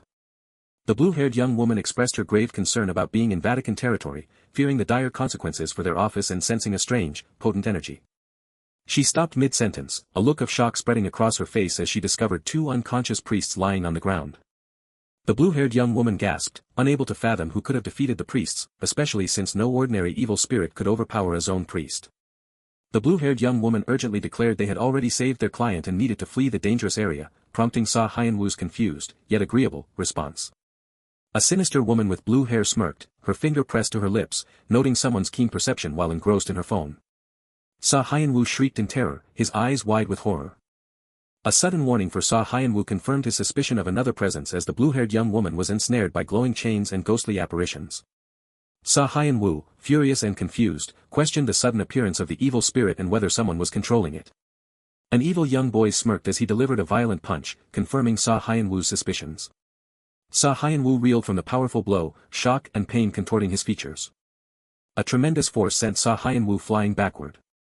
Hyeon-woo screamed in excruciating agony, blood spilling from his mouth. The blue-haired young woman cried out Hyeon-woo's name, her face contorted in horror. Hyeon-woo lay injured on the ground, bleeding, while the blonde woman driver reacted in startled shock. The blonde woman driver slammed her fist down, furious that their entire plan was in disarray, and angrily questioned the competence and whereabouts of Tin Can. Han Ji-ram calmly reassured the blonde woman driver that all the pests had been dealt with, referring to the chained figures. Han Ji-ram confidently stated that she had collected all the necessary materials for their plan. With a triumphant grin, Han Jiaram announced she was off to retrieve Tinkan Appa, her excitement palpable. Priest Kong coughed, blood trickling from his mouth, then let out a defiant, wheezing laugh. Despite his injuries, Priest Kong acknowledged his opponent's unexpected skill, while the young priest frantically apologized, and Priest Kong bemoaned his advancing age. The muscular man with red eyes smirked, declaring that his playtime was over. The muscular man punched forward, unleashing a powerful surge of green energy, impatient to finish his task. A swirl of blue energy pulsed outward, indicating an active magical defense. Glowing blue chains shot through the air at incredible speed. The muscular man strained, gritting his teeth, as the glowing blue chains bound him tightly. Priest Kong stared, wide-eyed and utterly shocked by the unfolding events. With a powerful punch, the muscular man shattered the glowing blue chains, startling Priest Kong. Priest Kong and the young priest watched in horrified shock as a swirling energy vortex formed dramatically in the sky. A sudden realization dawned on Priest Kong, a gate. The muscular man emerged from a blue-tinged portal, exuding a powerful, sinister aura, as Han Jiaram deployed her magic and the evil young boy observed. The blue-haired young woman recoiled in shock, caught in a chaotic explosion of white energy. The blonde woman driver chided Han Jiaram for her flamboyant entrance, to which Han Jiaram calmly explained that Vatican priests had intervened, discovering their presence. The blonde woman driver's annoyance morphed into a cunning smirk as she realized that Han Jiaram's flashy entrance had unexpectedly served their purposes. The blonde woman driver, surveying the crater, declared they no longer needed to search for the door and ordered preparations for a touching little family reunion. Hyeon-woo, injured and sitting in the crater, began to comprehend the true extent of the villain's actions. A horrifying realization struck Hyeon-woo, understanding that they were the ones who orchestrated the hospital incident and deliberately planted an evil spirit in Yu-hyun. The blue-haired young woman, shocked and indignant, accused the group of exploiting desperate wishes by turning evil spirits into a grotesque money-making scheme. Hyeon-woo's distress mounted as he angrily demanded to know how many more people and families they intended to toy with and destroy. Rage contorted Hyeon-woo's blood-splattered face as he screamed his challenge, demanding how far they intended to go with their destructive game. Hyeon-woo was violently struck by an unseen attack, leaving him stunned. The muscular man mocked Hyeon-woo's defiance, dismissing his words and sneering that they were simply having fun with weak little nobodies. He asserted his cynical philosophy, claiming that the strong devour the weak was the sole truth in their insane world, and pathetic individuals like Hyeon-woo were meant only to be trampled. The blonde woman driver instructed Tin Can not to kill Hyeon-woo, revealing their cold plan to use him as another sacrifice. Han Jiaram, standing over a glowing cross symbol on the ground, gave the command to open the door, near two unconscious figures. The blonde woman driver addressed Hyeon-woo intensely, challenging his perception that they were merely running a cheap business with evil spirits. She boldly declared their true purpose was to give people hope. The possessed man groaned in pain, dimly sensing the unsettling energy of his surroundings. His eyes snapped open, wide with sudden, unbridled terror. The blonde woman driver chillingly elaborated, revealing the hope they offered was the illusion of seeing dead family members once more. The possessed man cried out to what he believed was his dad, reaching out in desperation, as the blonde woman driver began to justify their twisted actions. The possessed man screamed in agonizing torment, his face distorting hideously, as his terrified family looked on. The possessed man's screams became guttural cries as he was consumed by fire, his body twisting in agony, terrifying his family. As the possessed man erupted into a massive pillar of fire, the blonde woman driver coldly asserted that they were the only ones who could truly save them. The blue-haired young woman cried out in distress, overwhelmed by the horrible, ominous power emanating from the scene. The blonde woman driver, with a chilling calmness, asked if Hyeon-woo could feel the screams of the evil spirits, continuing her twisted justification. She coldly stated that without Hyeon-woo's pointless hope, the victims could have died peacefully, as the possessed man was consumed by fire and released evil spirits. Kim Yu-hyun watched in wide-eyed terror as a chain was fastened around his neck. An evil spirit violently burst forth from the screaming possessed man's chest. The possessed girl screamed in terror as a chain was fastened to her chest. The ground was brutally scarred with blood and dark spires, indicating a violent ritual. Han Jiaram stood proudly amidst the blood-stained landscape, announcing that, "It's open." Han Jiaram triumphantly declared the opening of the Gate of Purgatory, as evil spirits poured out into the red-tinged sky, sending Hyeon-woo and the blue-haired young woman racing towards it. The blue-haired young woman stared in sheer horror and disbelief as evil spirits flooded from the newly opened gate. The blonde woman driver condescendingly informed Hyeon-woo that true salvation required more than mere punches, urging him to watch closely. Hyeon-woo's face hardened with resolute defiance, his teeth gritted in determination. The blonde woman driver stood confidently amidst dark, tendril-like entities and a glowing red light, declaring her twisted method of salvation. Ram and the blonde woman driver stood poised and confident, while a calm young girl sat nearby, showcasing their power and distinct presence. As terrified spectators scattered, shrieking for escape, panicked cries echoed through the night that an evil spirit had arrived, its swirling red forms dominating the chaotic street. Amidst the stampede, desperate voices urged others to move, while one cried out for a father and priests, seeking salvation from the monstrous green evil spirit. A voice commanded a wandering soul to return to the land of the lost as intense energy pulsed, creating a swirling void with a powerful impact. Priest Kong cursed the escalating chaos, demanding to know what these new abominations were, while the young priest stood ready beside him. A cold sweat broke out on Priest Kang's brow as he articulated a horrifying truth: such a torrent of evil spirits could only mean one thing: the gate had opened. The young priest, resolute, connected the sudden swarm of evil spirits and unknown attackers to familiar adversaries, convinced it was no coincidence. He then expressed concern for the healing office people, wondering if they would be alright, only for Priest Kong to sharply cut him off. Priest Kong challenged the young priest, asking if he could not hear the desperate screams for help resounding around them, making him apologize profusely. Priest Kong sternly refocused the young priest, declaring that their duty as priests was to minimize civilian casualties above all else. He concluded with a grimace, admitting their limitations but affirming their commitment to doing their absolute best, despite the damnable situation. Amidst the desolate rubble, Hyeon-woo sat injured, surprised by a sudden revelation as his name was called out. The possessed Kim Woo-hyuk screamed in agony, his body contorted and chained as a surge of power erupted around him. From a grand, dark structure, powerful energy blasts whizzed, emanating from a swirling red portal overseen by unknown figures. The blue-haired young woman, chained by glowing blue shackles, erupted in furious disbelief at the sight of the giant door, questioning the Vatican's hidden agenda. She observed the chained figure's spiritual power rapidly diminishing, theorizing that their stolen energy was being used to summon evil spirits from beyond the gate. Her eye narrowed with urgent concern, realizing that at this rate, the chained individuals would utterly drain their power and die if not swiftly pulled from the door. Ram, ever confident, questioned the light blue-haired character about the gate's stability, and she paused in thought to assess it. The light blue-haired character estimated the gate would hold for only 10 more minutes, the family's spiritual power far less than anticipated, necessitating a stronger sacrifice to keep it open. With sinister smiles, they agreed to use the healing office members as much more powerful sacrifices, confident that their combined strength would be enough for the remaining 10 minutes. An unseen character warned the muscular man with red eyes not to screw up again or risk losing his remaining arm, to which he responded with a bored "TCH, how boring." Hyeon-woo, injured but defiant, looked up and questioned if all this destruction was truly just to summon a few evil spirits. He continued, his voice heavy with disgust, condemning their manipulation and the lies they spun just to open such a stupid door. His purple eyes glowing with rage, Hyeon-woo vehemently declared that this was neither salvation nor anything close to it. The muscular man with red eyes landed a brutal punch, sending Hyeon-woo flying with a pain-filled scream. As Hyeon-woo groaned in pain, the muscular man with red eyes taunted him, accusing him of being driven by money like all the others. The muscular man with red eyes then casually equated the mysterious door to a bundle of cash, hinting at a grim fate for humans once it fully opened. Ram, exasperated, silenced him, reminding him that Hyeon-woo must remain alive to be a sacrifice, while the light blue-haired character anxiously pleaded for Hyeon-woo's life. The muscular man with red eyes, smirking despite a bruised face, arrogantly dismissed their warnings, asserting his competence. He then chillingly remarked that losing an arm was not fatal, delivering another sharp blow to Hyeon-woo as he held him. With a sadistic smirk and green energy crackling around his hand, the muscular man with red eyes taunted Hyeon-woo about saving a present for his sibling, causing further injury with a sickening crack.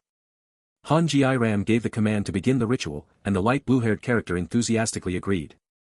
The blue-haired young woman, chained and worried, recognized the familiar beast head, wondering aloud what sinister act they intended next. The light blue-haired character strained, eyes closed, as golden power radiated from her hands and a pig-like object beneath her, beginning the magical chant. The blue-haired young woman reacted with a terrified gasp as the evil spirits began to swirl erratically, drawn into a central vortex. She observed in dread as all the evil spirits converged, gathering in one powerful, coordinated mass. She screamed in realization as the evil spirits were absorbed into the glowing pig-like head, which was emanating smoke and talismans. The blue-haired young woman, horrified and chained to a monstrous tentacled spirit, finally understood their method. This was how they sealed and endlessly summoned evil spirits. She desperately screamed for them to stop the ritual, her urgent plea lost in the growing chaos. Kim Yoo-hyun's mother, chained and weeping, confronted her captors, accusing them of betrayal after they had promised to revive her husband for a fee. Ram sneered back, coldly telling her to act like a sacrifice and keep her mouth shut, questioning if she still had the strength to talk. But Kim Yoo-hyun's mother, distraught, screamed her anguish, ignoring Han Ji-ram's words and demanding her husband's return. In a glowing, ethereal vision, Kim Yoo-hyun's mother recalled Han Ji-ram and the light blue-haired character first approaching her, offering false promises of revival. A young Kim Yoo-hyun cried out from the memory, heartbroken by a broken promise of salvation, while his cat-like spirit painfully whimpered, "Mom." Kim Yoo-hyun's mother screamed in anguish, realizing the cruel deception and questioning if they had merely exploited her profound love for her family. Her terrified scream was swallowed by the sudden caw of a large, ominous crow attacking her. Han Ji-ram scornfully questioned the concept of love as she fired an energy arrow. As a crow perched ominously on Kim Yoo-hyun's mother's shoulder, Han Ji-ram coldly declared that her feelings were not love. Instead, Han Ji-ram callously dismissed her emotional pleas, labeling them as pure greed. Han Ji-ram accused Kim Yoo-hyun's mother of sacrificing her own child, questioning if that was her definition of love, which the mother desperately denied, claiming her actions were for Yoo-hyun. Kim Yoo-hyun's mother's eyes widened in horror as Han Ji-ram brutally shattered her hopes, revealing that bringing the dead back to life was impossible. Han Ji-ram, with a chilling smirk, mockingly promised Kim Yoo-hyun's mother a family reunion in hell, claiming it would fulfill their twisted promise. Han Ji-ram suddenly cried out in surprise, startled by an unforeseen event. Both Yoo-hyun's spirit and the possessed Kim Woo-hyuk choked and cried out in intense pain, desperately pleading to their mom for salvation. Han Ji-ram, observing the ongoing ritual, noted the possessed father's impressive persistence in trying to steal his son's body, even amidst such chaos. Kim Yoo-hyun's mother desperately tried to justify her actions, weeping that everything she did was for Yoo-hyun, who loved his dad more than anything. Her face contorted in anguish, Kim Yoo-hyun's mother passionately reiterated her conviction that Yoo-hyun would have been happy if his father returned, emphasizing his boundless love. The blue-haired young woman urged urgency, explaining that the chained individual's energy continued to plummet, and they would surely die if left any longer. The muscular man with red eyes cynically remarked on the mother's devotion, though he noted it was clearly one-sided. An unseen voice callously dismissed Kim Yoo-hyun's mother as utterly hopeless. Hyeon-woo, his purple eyes burning with conviction, observed that despite her child's profound suffering, the mother was utterly deaf to his voice. Kim Yoo-hyun's mother wept softly, overwhelmed by the tragic situation. Yoo-hyun's spirit and the possessed Kim Woo-hyuk both cried out desperately for their mom to save them, as Kim Yoo-hyun's mother watched in horrified despair. Hyeon-woo, injured but resolute, rose to confront the muscular man with red eyes, challenging him to hear Yoo-hyun's voice instead of the monster's. He furiously rejected the words of his adversaries, calling them devils, as he lunged forward, slamming a broken object into his opponent. The muscular man with red eyes reacted with wide-eyed shock to Hyeon-woo's unexpected assault. Hyeon-woo landed a powerful, impactful punch, drawing blood from his opponent. The muscular man with red eyes, bruised and surprised, demanded to know Hyeon-woo's intentions with a mix of anger and returning smirk. Hyeon-woo screamed a powerful warning, urging someone not to let themselves be manipulated. Han Ji-ram cried out in shock at a massive, unexpected power surge erupting from the ritual, forcing the light blue-haired character to recoil. The chained blue-haired young woman looked up, her eyes wide with dawning realization and concern about Hyeon-woo's desperate actions. Hyeon-woo, weary but determined, questioned if anyone had truly paused to consider how Yoo-hyun genuinely felt living through all this. He narrated the boy's profound agony, emphasizing how desperately Yoo-hyun wanted to escape his dead father's evil spirit, enduring each painful day. Hyeon-woo then challenged his audience to consider what truly brought Yoo-hyun the most happiness, contrasting it with Shin I-ryan's terrified expression and a joyous memory of his father playing baseball. The muscular man with red eyes laughed maniacally, mocking Hyeon-woo's righteous speech and promising to crush him even more brutally. But then, the muscular man with red eyes was caught by surprise, struck with a sudden impact. Hyeon-woo relentlessly slammed his opponent into the ground, repeatedly punching with violent force. Hyeon-woo urgently shouted a name, Shin I-ryan, telling her to get a grip amidst the chaos. His purple eyes glowing, Hyeon-woo stared with shock and realization, identifying his adversary as Yoo-hyun's mother. Hyeon-woo delivered a furious blow, his voice ringing out with the raw demand that a parent, above all else, listen to their child's pleas. He hissed a final, furious insult, his armored hand clenching with pure, visceral rage. The muscular man with red eyes snarled a defiance, his pride wounded, as green energy surged menacingly around his hand. A massive green energy blast erupted with explosive force, sending Hyeon-woo flying backward with a pained cry. Hyeon-woo gasped for air, his very lungs burning from the immense, suffocating heat that assailed him. The muscular man with red eyes ruthlessly delivered a kick, ensuring his dominance was felt as Hyeon-woo reeled from the blow. Hyeon-woo's face hardened, his jaw set in determined defiance despite the throbbing pain. Another powerful kick landed with an explosive impact, prompting the muscular man to complain about the brat prolonging the fight.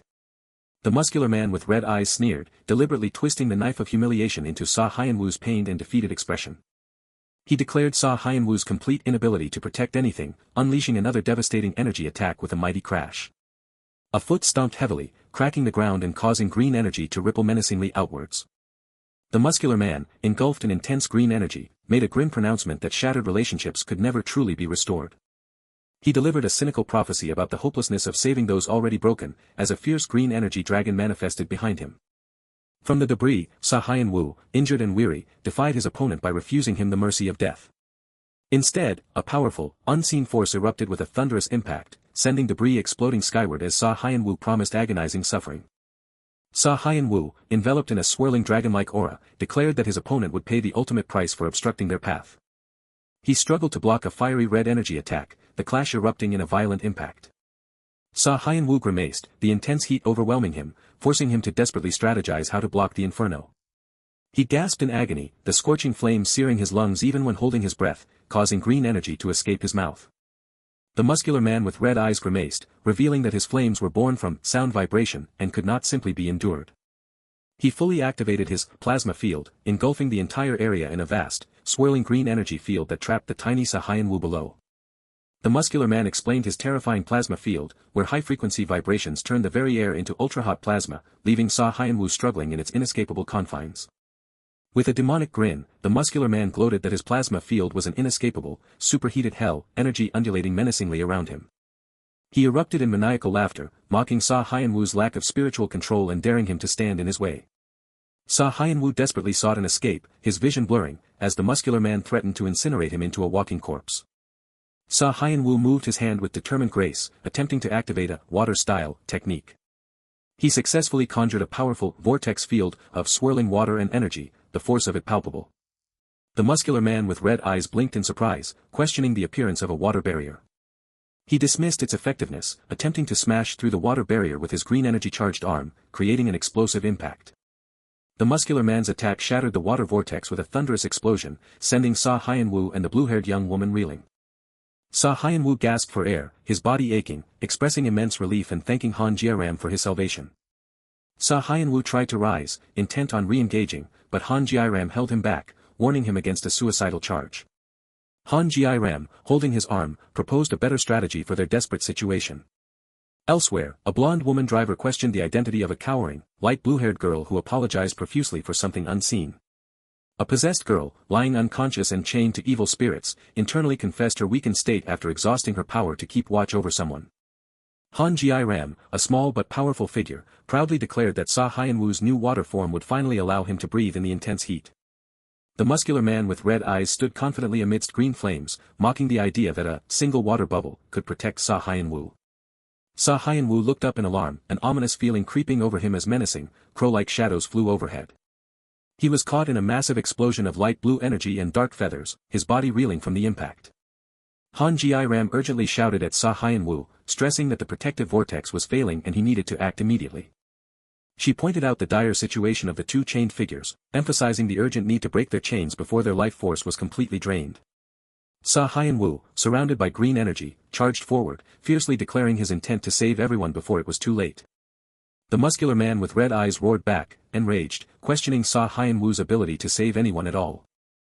Hyeon-woo was struck with a whistling impact and sent flying through the air, still stubbornly proclaiming his sole focus on his client.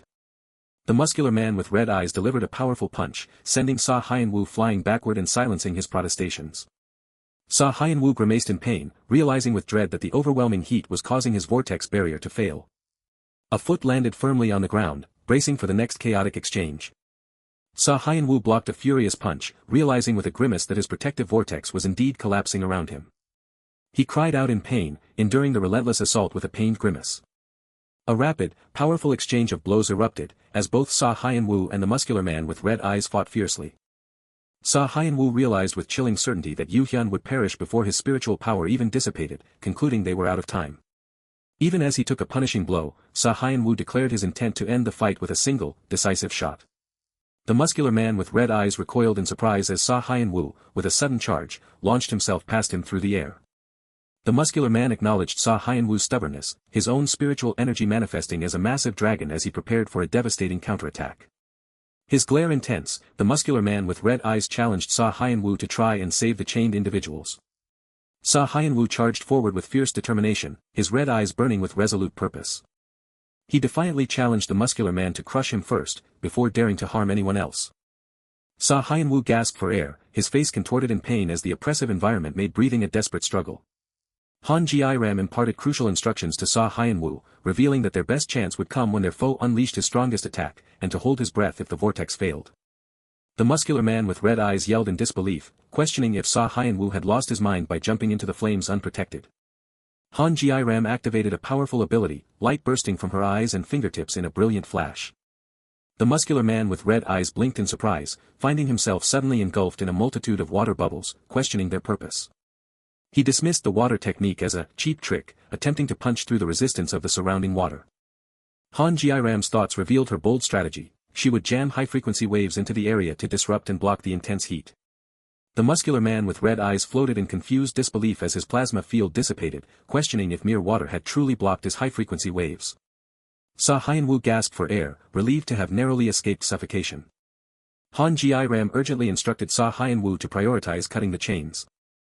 Hyeon-woo disregarded the advice, enraged, and declared his intent to destroy both his opponent and the gate in one devastating blow.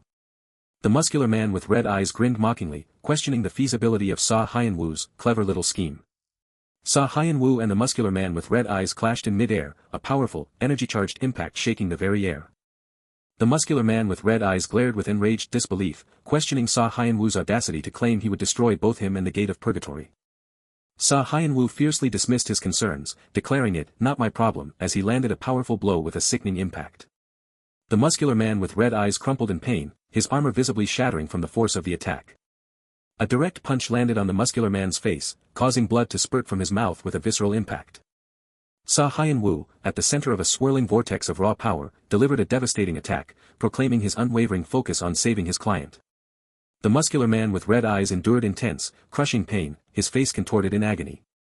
Hyeon-woo concluded his declaration with the promise of a fat paycheck as a colossal explosion obliterated the area, encompassing both combatants. A massive explosion ripped through the environment, tearing everything apart. The very ground groaned and continuously collapsed under the immense force. Hyeon-woo plummeted violently through the void, his body contorted in agony as dark tendrils bound him, a sharp crack echoing around him. Hyeon-woo and the terrified Han Ji-ram struggled helplessly, caught in a swirling blue energy vortex that ripped through the air, crackling with raw power. Han Ji-ram desperately warned Hyeon-woo that the client was in danger, demanding to know why he was acting so recklessly. Hyeon-woo, injured and with eyes glowing red, grimaced with fierce determination, knowing he had to save them first. The blonde woman driver gasped in profound shock, unable to believe that the gate of purgatory, which even the Vatican could only seal, had been utterly destroyed. The female character with light blue hair was on the verge of tears, panicking that they hadn't even collected all the evil spirits yet, fearing that Appa Hanshin would surely kill them. The city groaned and crumbled, emphasizing the scale of destruction, with debris still settling. Hyeon-woo stood silhouetted against the devastation, emanating a powerful light as he observed the ruins. Hyeon-woo, concerned and injured, desperately tried to rouse the unconscious possessed girl, Yoo-hyun, causing her body to slightly thump. Hyeon-woo groaned in alarm, realizing with horror that the evil spirit had completely taken over Yoo-hyun's body. Despite his injuries, Hyeon-woo desperately pleaded with Yoo-hyun not to lose consciousness and to hang on a little longer, promising to perform the exorcism right away. The muscular man with red eyes materialized with a whoosh of purple energy, questioning Hyeon-woo's attempt at exorcism, scoffing that he didn't look like a priest. Hyeon-woo, shocked and injured, stared wide-eyed as he realized there was yet another powerful entity present. The muscular man with red eyes attacked with a terrifying crash, pinning Hyeon-woo with dark energy. Hyeon-woo strained against the unseen force, his body refusing to move, desperate to save Yoo-hyun quickly. Han Ji-ram confronted the unseen opponent with a twang of her energy bow, demanding they get away from Hyeon-woo. The muscular man with red eyes, enveloped in purple energy, effortlessly swished aside Han Ji-ram's energy arrow. Han Ji-ram stared in disbelief, shocked that her powerful arrow had been deflected. Han Ji-ram cried out in pain as she was struck by a powerful energy blast, falling to the ground. The muscular man with red eyes, standing in shadow, calmly asked Yang Jiayan to explain what had happened there.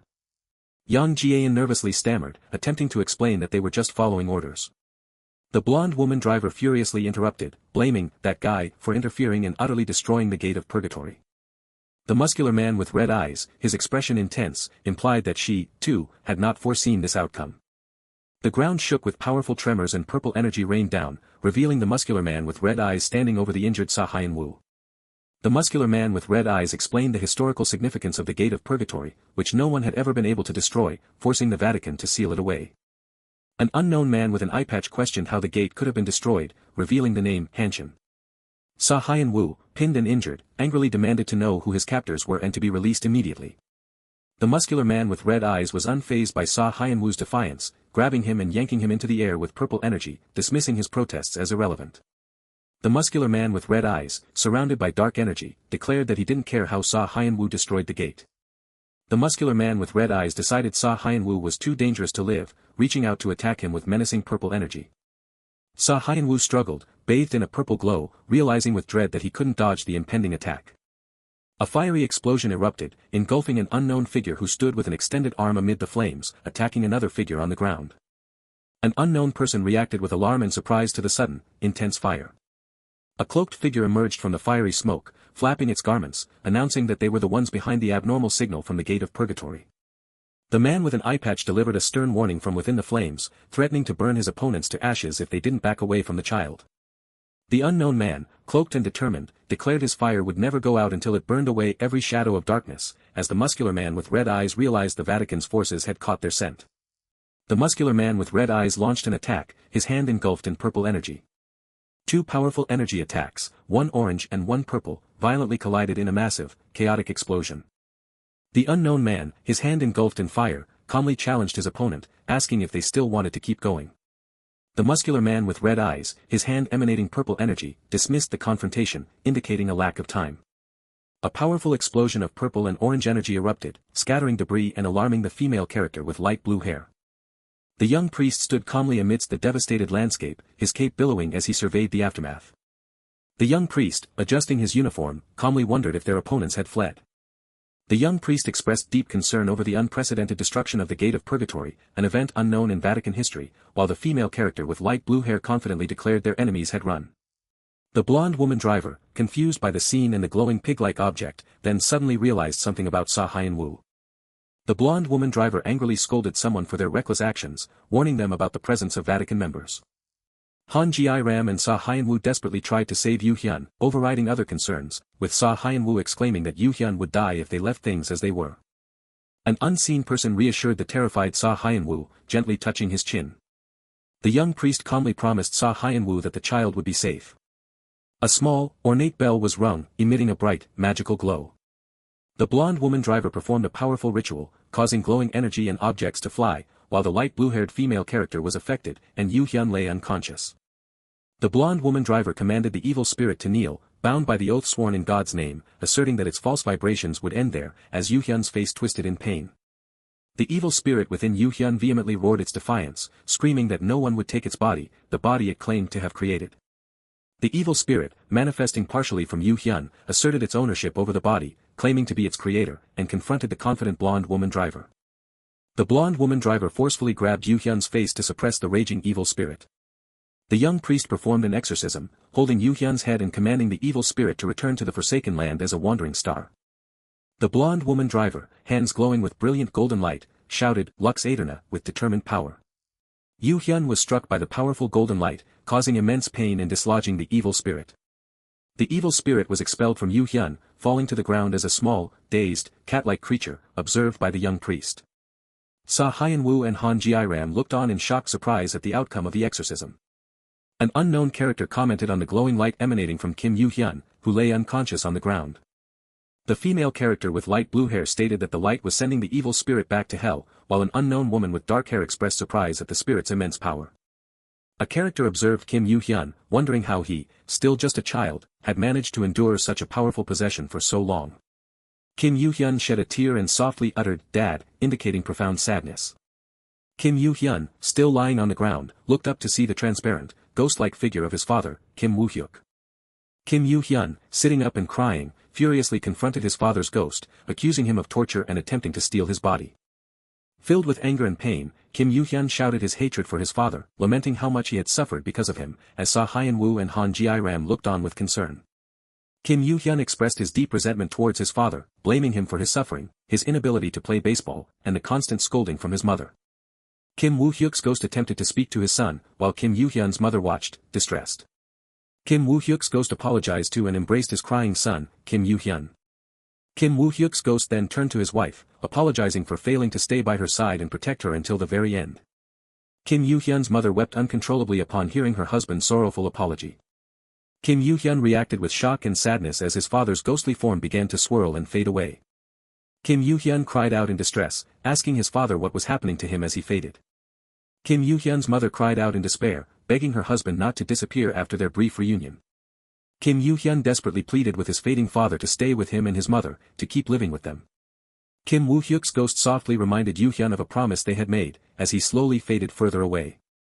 In a warm, nostalgic memory, Kim Woo-hyuk excitedly pointed out a four-leaf clover to a worried young Yoo-hyun, who in turn asked if his father's surgery would definitely go well. Kim Woo-hyuk, smiling, commented on the four-leaf clover that Yoo-hyun's mother had found. Kim Woo-hyuk questioned the tiny leaf, wondering if it could truly bring good luck, while Kim Yoo-hyun's mother nervously tried to reassure him that it should still count. Kim Yoo-hyun's mother ran off to find an even luckier clover, while Kim Woo-hyuk and Yoo-hyun watched with amusement, with his father remarking on her unique spirit. Kim Woo-hyuk called out Yoo-hyun's name, preparing to tell him something important.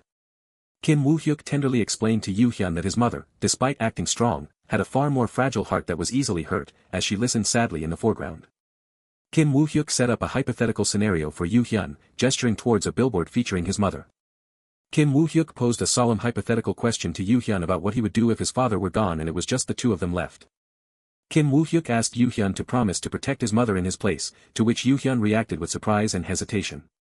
Kim Woo-hyuk smiled gently, prompting Yoo-hyun to consider his mother and her needs. Young Kim Yoo-hyun glowed with white outlines, hinting at a new resolve or power awakening within him. Young Kim Yoo-hyun, tearfully but with conviction, promised to protect both his mom and his dad, as his father's ghost smiled proudly. Kim Woo-hyuk's ghost embraced Kim Yoo-hyun, expressing his love as he began to fully fade away. Kim Yoo-hyun knelt alone as trails of light disappeared into the darkness, signifying his father's final departure. The blonde woman driver, with solemn eyes, rang a small bell and offered a blessing, marking the end of the spiritual intervention. Kim Yoo-hyun looked down in silent grief after his father's final departure. Kim Yoo-hyun's mother embraced her son, sobbing and apologizing profusely. Kim Yoo-hyun looked up at his mother, surprised by her heartfelt apology. Kim Yoo-hyun's mother tearfully apologized to her son, blaming her own greed for leaving him with wounds that would never heal, instead of cheering him on. Kim Yoo-hyun's mother knelt and embraced her son, expressing her profound sorrow, as other characters looked on.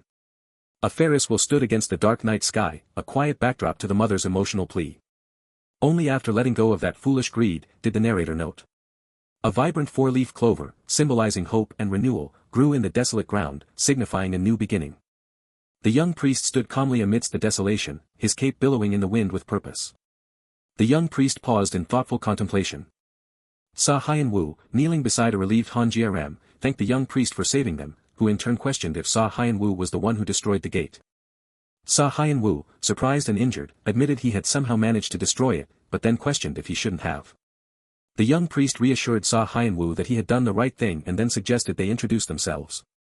The young priest introduced himself and his companions as the Ordo, the royal guardian knights operating directly under the Vatican. The young priest, smiling confidently, invited Hyeon-woo for a discussion. Overhead, a foreboding sky hinted at the weight of ancient responsibilities as the Ordo, royal guardian knights serving directly under the Vatican, made their presence known. They were not just guardians of order within the religious body, but also mediators, striving to maintain a delicate balance between faiths and prevent conflicts that could unravel the very fabric of the world. High-ranking Vatican Knight Han Baek-hyun, with a knowing smirk, then posed a pointed question about the legality of all the private exorcisms that had transpired. A discreet throat-clearing cut through the sudden tension, drawing all eyes to the unseen speaker. High-ranking Vatican Knight Lee Anna sounded genuinely surprised as her tablet revealed no record of an exorcism license for the healing agency. With playful sarcasm, high-ranking Vatican Knight Lee Jean highlighted the grave implications of performing exorcisms without proper religious authorization. The director, Hyeon-woo's boss, angrily grabbed him, furious that he had involved the Vatican, while a character with an eye patch gasped at the revelation of their unlicensed operations.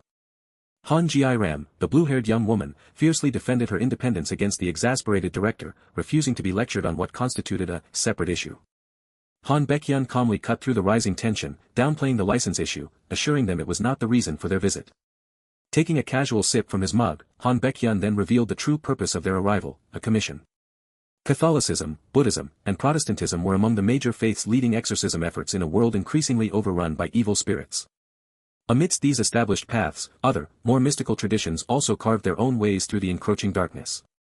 With a grave expression, the Vatican Knights explained their Catholic affiliation, positioning themselves among the key players in the ongoing battle against evil.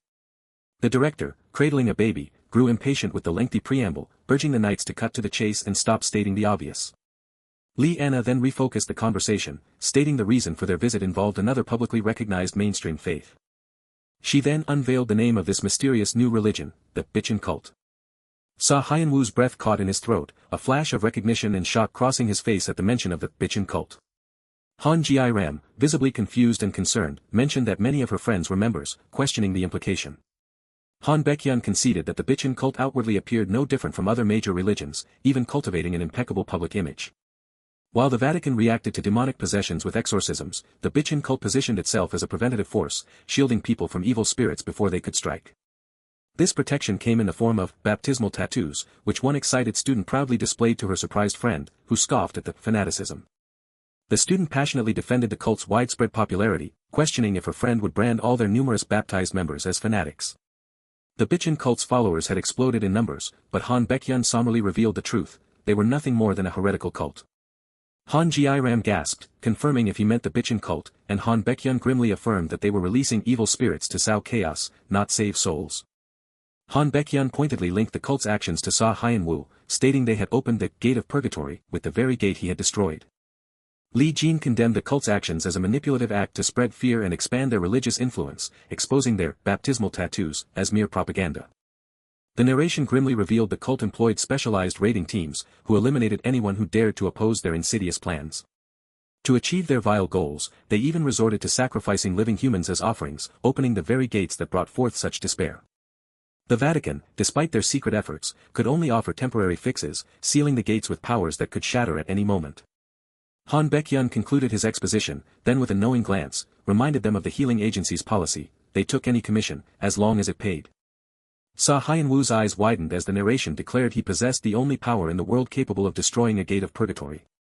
With a confident smile and stacks of cash before him, Han Baekhyun proposed the commission: destroy every gate of purgatory in the world.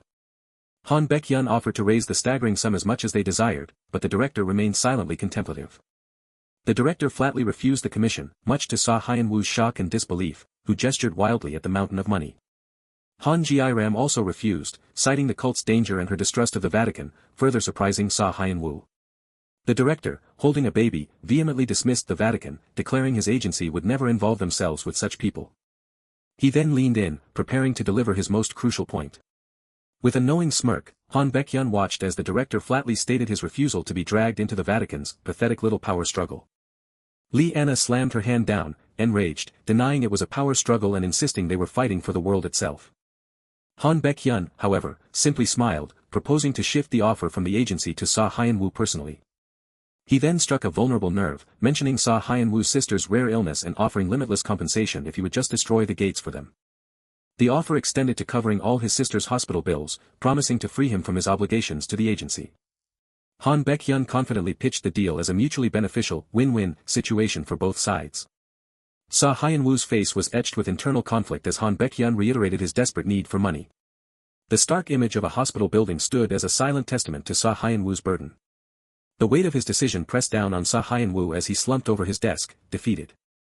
The director, his face shadowed with anger, declared that if Hyeon-woo became the Vatican's dog, there would be no place for him in their agency. Hyeon-woo angrily retorted, demanding to know when he had ever agreed to be their dog. He tried to rationalize his stance, insisting he merely wanted to take the job like any other. His explanation that the money would settle his debts and ease Ji-hyun's hospital bills was met with the director's enraged grasp and a furious, "You bastard."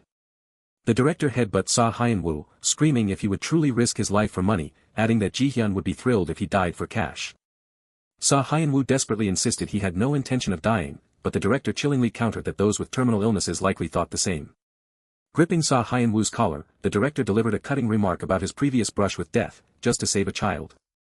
The blue-haired young woman winced, holding the baby closer, distressed by the escalating confrontation. Hyeon-woo questioned if the director intended to continue their meager existence, fighting for scraps to raise abandoned children. He then declared he wouldn't be dragged into the director's choices, leaving the man genuinely surprised.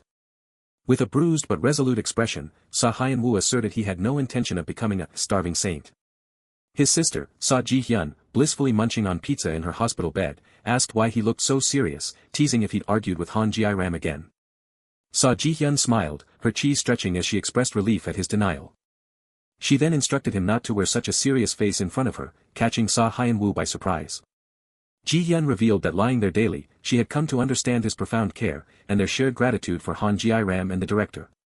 Ji-hyun then delivered the somber truth: her continued survival was due solely to expensive medicine, leaving Hyeon-woo shocked. She continued, setting up her next thought with a pause. With an innocent smile, Ji-hyun then brightly asked if she could perhaps eat something even tastier tomorrow. Hyeon-woo, standing alone, decisively declared in his thoughts that he would take the job as an individual.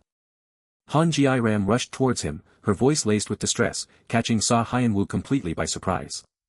She confronted him, shocked and upset, demanding to know if he had lost his mind by agreeing to work with the Vatican. Han Ji-ram's voice rose in a desperate yell, warning him that his last survival was sheer luck, and from now on, death was a real possibility. Hyeon-woo remained silent, contemplating her words in the deepening shadows. Han Ji-ram pressed him further, asking why he would undertake such danger, insisting that money wasn't everything, but Hyeon-woo stoically countered that it was. He then explained his bleak philosophy: there was no illness more painful and tragic than poverty, leaving Han Ji-ram stunned.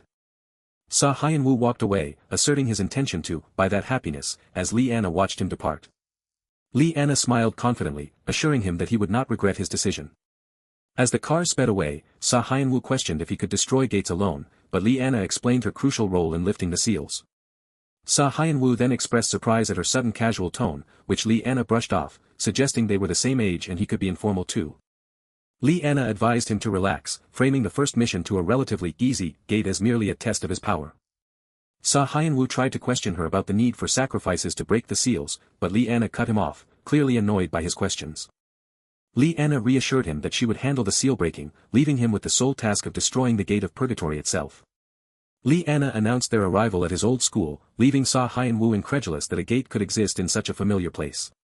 Lee Anna confirmed the gate's location and declared she would open it immediately, shocking Hyeon-woo. Hyeon-woo frantically protested her plan to break the seal, yelling that it was far too dangerous. He warned her that her actions would endanger every student in the school. A metallic click echoed as a hand firmly turned the door handle. Inside, a student greeted Han Ji-ram, asking about Hyeon-woo, to which she dismissively replied she had no idea. With a soft sound, a foot landed on a distorted surface, stepping into an altered reality. Lee Anna, with a serious expression, emphasized Hyeon-woo's critical role in the unfolding events. Disasters didn't choose a time or place, and with a powerful surge of energy, Lee Anna stood amidst swirling red chaos, having unleashed the gate.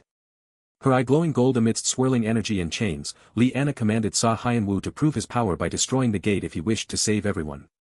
Amidst the desolate destruction, an ominous, unseen voice challenged Hyeon-woo to destroy the swirling red gate, promising that only through this act could he save everyone. Bathed in a harrowing red light, the possessed girl called Hyeon-woo's name, sending a jolt of alarm through him. Hyeon-woo surged forward as the red, energy-infused barrier violently pulverized into fragments, immense power exploding around him. As an unknown voice declared a sacrifice was required to open the gate, Lee Anna calmly offered to handle it, confirming Hyeon-woo's dawning, terrible realization that she intended to make the ultimate sacrifice. A chilling urgency seized Hyeon-woo, who gasped and lunged forward, desperately wondering what terrifying, unseen force was now manifesting. A monstrous, tentacled evil spirit roared into existence, forcing Hyeon-woo to realize with dread that this was no mere gate, but a living evil spirit. From atop the monstrous gate, the shaman calmly dismissed its terrifying form, insisting that its true nature as a purgatorial gateway spewing evil spirits remained unchanged. Inside the classroom, students reacted with panicked shouts and cries as the school shook violently, while Han Ji-ram desperately tried to keep everyone calm and hold their positions. Han Ji-ram's eyes widened in alarm, sensing a spiritual power so immense it defied belief. A concerned Han Ji-ram asked if her friend was all right, who, still startled, managed a brief assurance that she was fine. Hyeon-woo was violently flung across the classroom, adding to the terrifying chaos as students watched in disbelief. He crashed into the floor, scattering debris and leaving a surprised student to look down at his impact. Hyeon-woo groaned in pain, struggling on the floor as a male student worriedly checked on him, while unseen voices questioned his sudden and chaotic arrival.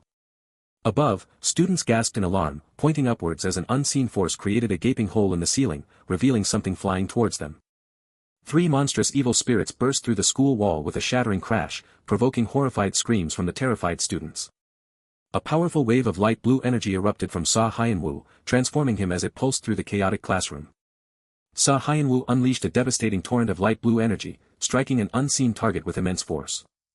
Chained and glowing with green energy, the possessed girl desperately implored Hyeon-woo to destroy the gate immediately, questioning if he truly intended to let everyone in the school perish.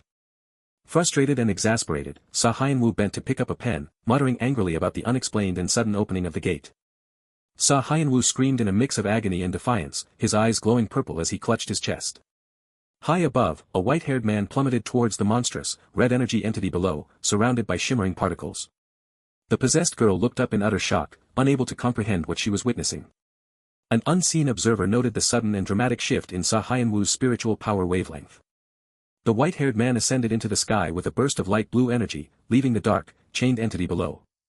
The white-haired man, enraged, clenched his fist, furiously blaming an unseen entity for the utter destruction of the classroom. Mid-air, the white-haired man delivered a powerful, decisive kick to the tentacled evil spirit. The tentacled evil spirit began to crack and shatter violently, spewing red energy as the white-haired man flew nearby. The head of the tentacled evil spirit disintegrated into fragments, its glowing red core shattering into oblivion. A massive explosion of blinding red and yellow energy erupted, signifying the final, cataclysmic destruction. A powerful explosion rippled outwards, engulfing the surrounding city buildings in the complete destruction of the gate. The possessed girl, wide-eyed and amidst falling particles, voiced her utter disbelief that the gate had actually been destroyed. From behind, the white-haired man looked up at the sky, as the possessed girl questioned the true nature of Hyeon-woo. After the intense battle, both the white-haired man and the possessed girl collapsed to the ground, recovering from the impact amidst scattered debris. Hyeon-woo urgently called out, grabbing a piece of the possessed girl's clothing with concern. An angry Hyeon-woo confronted Lee-Anna about the dangerous situation, threatening to quit if she ever pulled such a stunt again, while she calmly urged him to relax.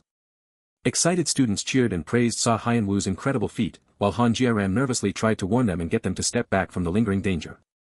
In a dimly lit room, the white-haired man thoughtfully remarked that they had indeed found him, prompting a surprised reaction from the light blue-haired woman.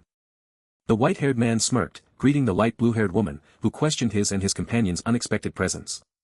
The light blue-haired woman angrily confronted the white-haired man, accusing him of orchestrating the entire incident and unleashing evil spirits in a school. The white-haired man calmly instructed the light blue-haired woman to step back, assuring her they would have intervened if the situation had been truly perilous. Introducing himself and the blonde woman as members of the Vatican, the white-haired man confidently requested everyone to stand back, eliciting surprised compliance from the students. The white-haired man offered a polite thanks, while the blonde woman demonstrated her power, manipulating glowing rock fragments and conjuring a golden energy shield. Glowing, geometric rock fragments magically rustled into formation in a dark, starry void. The glowing rock fragments rapidly clicked into place, forming a solid structure. An excited male student pointed out the impressive repair, while Han Jiaram remained unimpressed and another blonde female student looked surprised. An unknown voice remarked on the impossibly quick repair of the crumbled outer wall, as the blonde woman and the white-haired man observed the scene. The blonde woman, with thoughtful red eyes, acknowledged the impressive feat of destroying the gate of purgatory, as the white-haired man reflected silently. The blonde woman expressed concern about entrusting such perilous work to a mere high school student, while Hyeon-woo recovered, and Lee-Anna relaxed on the ground. The white-haired man, serious and thoughtful, declared that only Hyeon-woo could destroy the gate, concluding that the verification was now complete. The narration declared that the real work was only just beginning, against a hopeful blue sky. A rustle of paper hinted at a reward as a paper bag filled with a substantial amount was presented to an unseen recipient. An unseen speaker apologized for the rough test, explaining to Hyeon-woo that such a grand stage was necessary to confirm his true capabilities. A clenched fist signaled an unseen character's simmering frustration at a serious situation being dismissed. Han Jiaram angrily confronted Hyeon-woo, questioning the Vatican's actions and asking if harming people was truly acceptable for those claiming to save them. The white-haired man casually dismissed Han Jiaram's concerns from his car, stating that no one was hurt and the gate was destroyed, prompting her to label it nonsense as the blonde woman waved a casual goodbye. Lee-Anna exclaimed, remembering something important. Lee-Anna playfully pecked Hyeon-woo on the cheek, startling him amidst a shower of sparkling particles. With a smile, Lee-Anna explained to a surprised Hyeon-woo that the peck was a bisu, their Vatican greeting.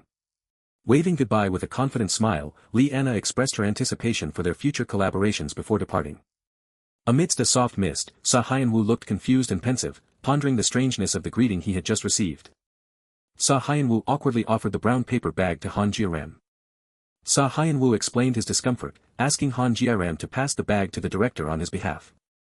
Han Ji-ram questioned why Hyeon-woo was giving her the money, insisting it was his own earnings, not the healing agency's. Hyeon-woo, looking confused, asked Han Ji-ram to clarify her statement. Han Ji-ram explained that there was no need to split the money, then asked if he was no longer an employee of the healing agency, leaving Hyeon-woo shocked. Heavy rain began to fall, casting a somber atmosphere over the building. Hyeon-woo sat huddled and dejected on the floor, while a stack of money lay ironically on the table beside him, emphasizing his solitude. As an unseen man angrily questioned Hyeon-woo for risking his life for money, Han Ji-ram's voice echoed, clarifying that the money was his own hard-earned reward. Hyeon-woo lay introspectively, reflecting on past conversations about the collective need for money and the necessity of teamwork. Hyeon-woo, startled, looked up in surprise at an unexpected presence. The blonde woman driver appeared, umbrella in hand, stating she had been searching for him, and Hyeon-woo questioned how she had known his location. The blonde woman driver, smiling, asked for permission to enter, citing the heavy rain outside. With a verbal declaration, the blonde woman driver excused herself, making her entry. The blonde woman driver apologized for her unannounced arrival, but explained she felt this was her only chance, leaving Hyeon-woo speechless. The blonde woman driver then declared to Hyeon-woo, whose back was turned, that there was something critical she needed to share. The blonde woman driver smiled, holding up a pocket watch as she introduced its true owner, someone who, like Hyeon-woo, had believed they could handle everything alone. Hyeon-woo looked down, his purple eyes clouded with confusion at the blonde woman driver's enigmatic words. The blonde woman driver, gazing at the pocket watch, described its owner as a strong individual who foolishly rushed into battle against evil spirits by themselves. With a somber expression, the blonde woman driver recounted the tragic outcome. The person's body had vanished into ash, leaving behind only the cold piece of metal.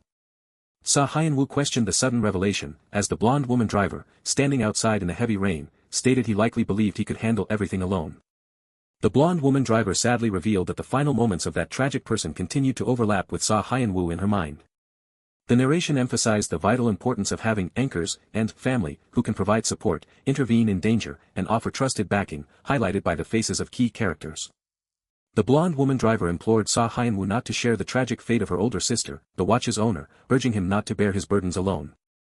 Hyeon-woo looked surprised as the blonde woman driver asked him to prove her sister wrong by collaborating with the healing agency. A hand reached for a doorknob in the dark hallway, preparing to open the way. The doorknob turned with a decisive click. Hyeon-woo entered the room, looking pensive, as an unknown voice commented on his expression. The man with the mustache questioned Hyeon-woo's return, asking why he came back after leaving. The man with the mustache continued, probing whether their relationship had shifted and if Hyeon-woo was now there on agency business. Hyeon-woo, his eyes resolute and teary, declared he had returned to the healing agency because he still had an unpaid debt. The man with the mustache, his voice cutting through the expectant silence, questioned Hyeon-woo's return, asking if he was finally there to repay an old, forgotten debt. Hyeon-woo's breath hitched as he vehemently denied the accusation, calling it utterly impossible. The man with the mustache declared with gravitas that the debt between them had long since surpassed any monetary value. Ji-ram's terrified cry cut through the air, demanding to know if her father was all right, prompting his surprised response to her name. Ji-ram angrily accused Hyeon-woo of exorcising the evil spirit from her father, but he swiftly reminded the man of his daughter's crucial promise.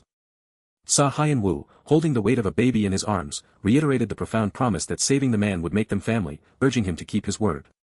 He recognized the depth of that original promise, how it led the man to take in him and his siblings when they had nowhere else to turn, raising them through the years. Hyeon-woo conceded, echoing the man's earlier sentiment that this was indeed a debt far beyond monetary repayment. But his resolute declaration that he wouldn't simply stand by and do nothing caught the man with the mustache completely off guard. A stack of bills landed decisively on the dark surface. Hyeon-woo presented the job's fee, challenging the man with the mustache to discard it if he considered it dirty money, asserting his unwavering commitment to repaying his debt on his own terms. His resolve was unshakable, even if it meant no longer being an official employee of the healing office. The man with the mustache, betraying a flicker of concern, warned him not to discard money he had bled for, and Hyeon-woo, in turn, reassured him about Ji-hyun's hospital bills. Hyeon-woo paused decisively at the threshold, one last crucial point he needed to make clear. His voice imbued with unyielding confidence, he vowed he would never succumb to an evil spirit or be swallowed by a gate of purgatory. A quiet thud marked his departure, leaving a lingering silence. The man with the mustache remained, lost in the weight of his thoughts and the stack of money on the desk before him. He mused that Hyeon-woo had remained utterly unchanged, always stubbornly following his own will. The man with the mustache pointed to their grotesque target, warning Hyeon-woo that even with his special power, his soul remained perpetually at risk, urging utmost caution. Hyeon-woo launched himself forward, delivering a brutal blow that silenced the man with the mustache mid-sentence. Hyeon-woo, beaming with triumph, declared the job a success and demanded payment, eliciting only an exasperated sigh about his utterly self-willed nature from the man with the mustache. He grabbed his head in sheer frustration, seething about Hyeon-woo's recklessness and oblivious path towards an unknown fate, muttering about the damned punk. Rain lashed down as Hyeon-woo slumped against the cold, wet wall, a heavy sigh escaping his lips. Ethereal voices drifted through the rain-soaked air, one insisting Hyeon-woo needed someone precious by his side, the blonde woman driver pleading he avoid her sister's tragic fate, leaving him a distressed whisper of denial. He reaffirmed his conviction that victory alone was sufficient, believing that to force others into his dangerous path would only be an act of his own profound selfishness. A silent sigh escaped him as he internally acknowledged the immense danger that risked not just his own life, but others. He resolved that the burdens of anything involving the Vatican were his alone to shoulder, just as a soft step announced an unknown presence. Hyeon-woo gasped, his heart leaping as the woman's precise description of him, down to the lightning-shaped scar on his neck, left him utterly startled. The woman, a smirk playing on her lips, confirmed his identity as Hyeon-woo, her words punctuated by a heavy thud and a splash from the puddles. A condescending remark about his cuteness escaped her lips, followed by a crackle of unsettling blue energy. Intense blue energy zapped and crackled, then erupted in a devastating boom that engulfed Hyeon-woo. Hyeon-woo cried out in shock, barely registering the sudden attack as he tried to defend himself, his body thudding with the impact. The woman acknowledged his speed with a chilling smirk, but her tone promised a greater, unrevealed power. "My wolf is still faster," the woman taunted, as a spectral wolf surged forward, leaving Hyeon-woo horrified to realize her powers extended far beyond mere electricity, a crackle of magic in the air. Hyeon-woo screamed in sheer agony as intense blue energy cracked, zapped, and crackled, violently electrocuting him. Overcome, he collapsed to the wet ground with a heavy thud. The woman purred, savoring his groans of pain, suggesting the rain amplified the sensation into something even more tingly. She extended her hands, crackling with light blue energy, preparing to unleash her next cruel attack. A glowing orb formed at her fingertip as she aimed her focused power. She asked, with perverse delight, how he truly felt under her agonizing torment. She spoke of his unique destiny, of being the sole key in the world, his lightning-scarred neck still pulsing with pain. She mocked the thrilling sensation of being upheld as special, the one capable of shattering the gates of purgatory. Then, her tone shifted with unsettling empathy, suggesting his specialness must lead to a profound loneliness, treating him not as a person but a mere bug. She declared a shared past, asserting her understanding of his unique loneliness, having once been special herself, surrounded only by those who never truly understood. Her smile widened into something truly sinister as she promised to save him through the purest form of salvation, death itself. Hyeon-woo's eyes widened in dawning horror as he recognized a distinct tattoo on her collarbone. Hyeon-woo identified her as a member of the Ch1 cult, but she merely gasped in mock surprise before dismissing his observation with a playful, yet menacing, rebuke. "How rude," she purred, her smirk deepening as electric energy zapped and crackled around her, promising intensified torment. Hyeon-woo cried out as sparks flew, his body violently electrocuted and thrown back. She clasped her hands in ecstatic delight, finding his pained screams utterly cute. As electric energy zapped and sizzled, she cruelly reassured him that his pain was fleeting, urging him to savor it before a painless, ultimate end. Her eyes wide with a twisted ecstasy, she demanded more, longing for an even more horrible scream from him. As Hyeon-woo writhed in overwhelming agony, she commanded him to release his pain and embrace her twisted path of salvation. His eyes flared with an intense, raw power, glowing white against the darkness. With a powerful smash and a jarring thud, Hyeon-woo unleashed a punch, sending the woman reeling back amidst a shockwave of energy. The man with the mustache shouted in a mixture of anger and desperate concern, a rumble of thunder echoing his distress as he stood beside his damaged van. He bitterly reproached Hyeon-woo, reminding him of his earlier defiance and the dire state it had led him to. He railed against his opposition to engaging with the Vatican bastards, blaming them for the chaos, as the light blue-haired woman lay injured on the wet ground. With grim determination, he demanded Hyeon-woo work off his remaining debt by serving under him for the rest of his life, a testament to his unspoken care. He desperately pleaded for Hyeon-woo to understand this was the only path where they could all find happiness. The man with the mustache scoffed at the very idea, finding it laughable that he should take responsibility for them just for one lousy evil spirit. The man with the mustache insisted the numbers simply didn't add up for raising 2 more, prompting Hyeon-woo's desperate plea about his daughter's unbreakable promise. Ji-ram grabbed her father's arm with a desperate plea, his startled reaction confirming the weight of Hyeon-woo's insistence that saving him meant becoming family. A long sigh of weary resignation escaped the man with the mustache. With reluctant acceptance, he agreed to take them in, but swiftly clarified that saving him was merely their entrance fee, and all future expenses would become a debt Hyeon-woo was bound to repay. From that moment, the man declared Hyeon-woo an employee of the healing office, destined to work tirelessly and repay every single expense until his debt was fully settled. He emphatically drilled into Hyeon-woo that the healing office was now his only place of belonging. A guttural scream of pure agony tore from the man with the mustache. Electric energy zapped and crackled through him as the man with the mustache screamed that it hurt, collapsing onto Hyeon-woo. The light blue-haired woman stood ominously, radiating a dark, powerful presence. Backed by her spectral wolf, she condemned the impurity of anyone who dared to run a lady over with their car. Despite the agony of the electrocution, the man with the mustache screamed a furious, defiant promise to kill. A cry of sheer terror ripped from the man with the mustache as a new danger approached. Hyeon-woo stretched out his hand, a protective blue glow enveloping it, preparing to intercept the attack. A brilliant burst of blue energy exploded outward from Hyeon-woo, forming a protective barrier against the spectral wolf's assault. The light blue-haired woman recoiled in utter shock and disbelief, questioning how such power was possible. With a roar of channeled energy, Hyeon-woo defiantly asked how the man intended to repay his debt if he died right then. His eyes glowing red with fierce determination, Hyeon-woo vehemently declared that a mere piece of trash shouldn't scare the boss of the healing office. Blue energy crackled around Hyeon-woo as he stood defiantly, an incapacitated muscular man left in his wake. Hyeon-woo, his resolve burning amidst the crackling energy, insisted that he would handle this situation himself and urged others to step back. A forceful impact rippled through the air. The light blue-haired woman, glowing with energy, lunged and taunted Hyeon-woo, asking if he thought blocking one hit made him formidable. Hyeon-woo gritted his teeth, his face a mask of strained determination against the painful onslaught. Their fists met with a fierce, crackling intensity, each radiating powerful blue energy. Hyeon-woo let out a pained grunt as the energy coursed through him. The light blue-haired woman, a cruel smile on her face, questioned how he could possibly withstand her power and then mockingly insulted his hair color. A powerful surge of blue energy emanated from him. Hyeon-woo struck, taking the light blue-haired woman by surprise, causing her to exclaim in shock. He grimaced, proclaiming that he was as bewildered by his sudden surge of power as she was. The light blue-haired woman's shock morphed into annoyance as she demanded to know if a half-dead brat like him was prepared to pay up. Hyeon-woo delivered a powerful, crackling strike, declaring it the price for messing with the healing office. The light blue-haired woman cried out in agony. She hunched over, struggling on the wet ground as the energy crackled around her. A slow, unsettling smirk spread across the light blue-haired woman's face as she began to understand the strange power she faced. She questioned if Hyeon-woo was their kind, but he defiantly dismissed her, stating he never took on insane, unpaid jobs like hers. His eyes serious, Hyeon-woo directly challenged her motives, asking if her rage stemmed from the destruction of that stupid gate and accusing her of madness for killing over such a trifle. The light blue-haired woman repeated that stupid gate with an ominous, knowing smirk as energy crackled around her. Floating amidst an intense blue surge, she declared the gate of purgatory their salvation, dismissing Hyeon-woo as a mere worm unfit to speak of such things.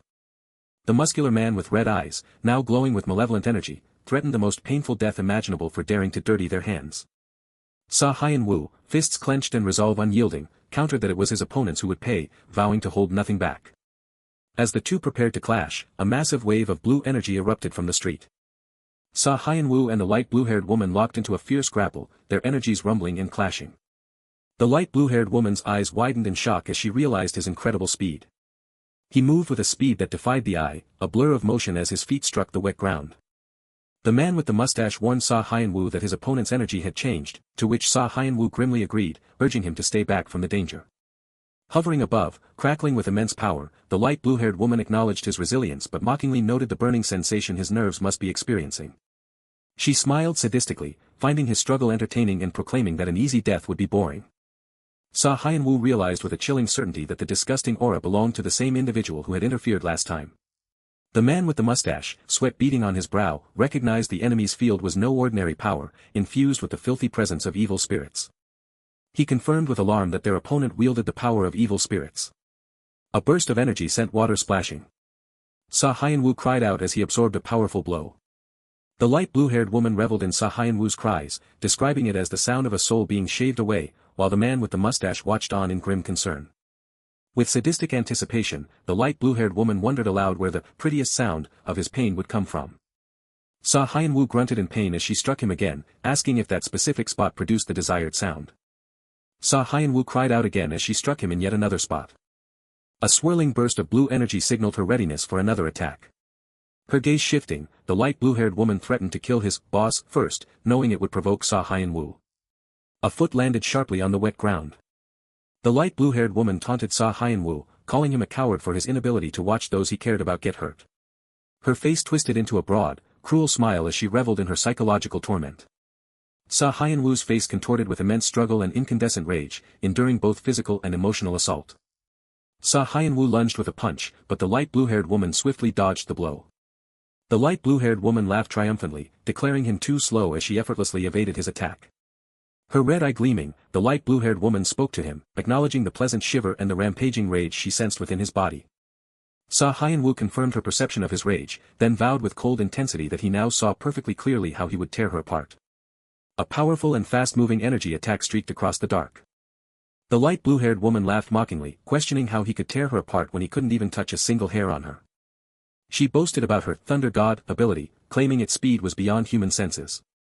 Taunting him further, she questioned how many times she could have killed him while his sluggish eyes tried to track her movements. Hyeon-woo acknowledged her speed with closed eyes, but then hinted at a deeper strategy. The light blue-haired woman, mocking him, questioned if he had already given up by closing his eyes. She then struck Hyeon-woo, mocking him for wasting strength trying to follow what he couldn't see. She laughed maniacally, demanding that Hyeon-woo scream even harder for her. Hyeon-woo grimaced, clenching his fist against the pain as she commanded him to roar like his heart was about to explode. He grimaced again as she struck him once more, demanding he struggle more pathetically to entertain her. Her hand outstretched, the light blue-haired woman declared her intent to grant him salvation through death. A blonde young man looked back in surprise as blue energy exploded behind him.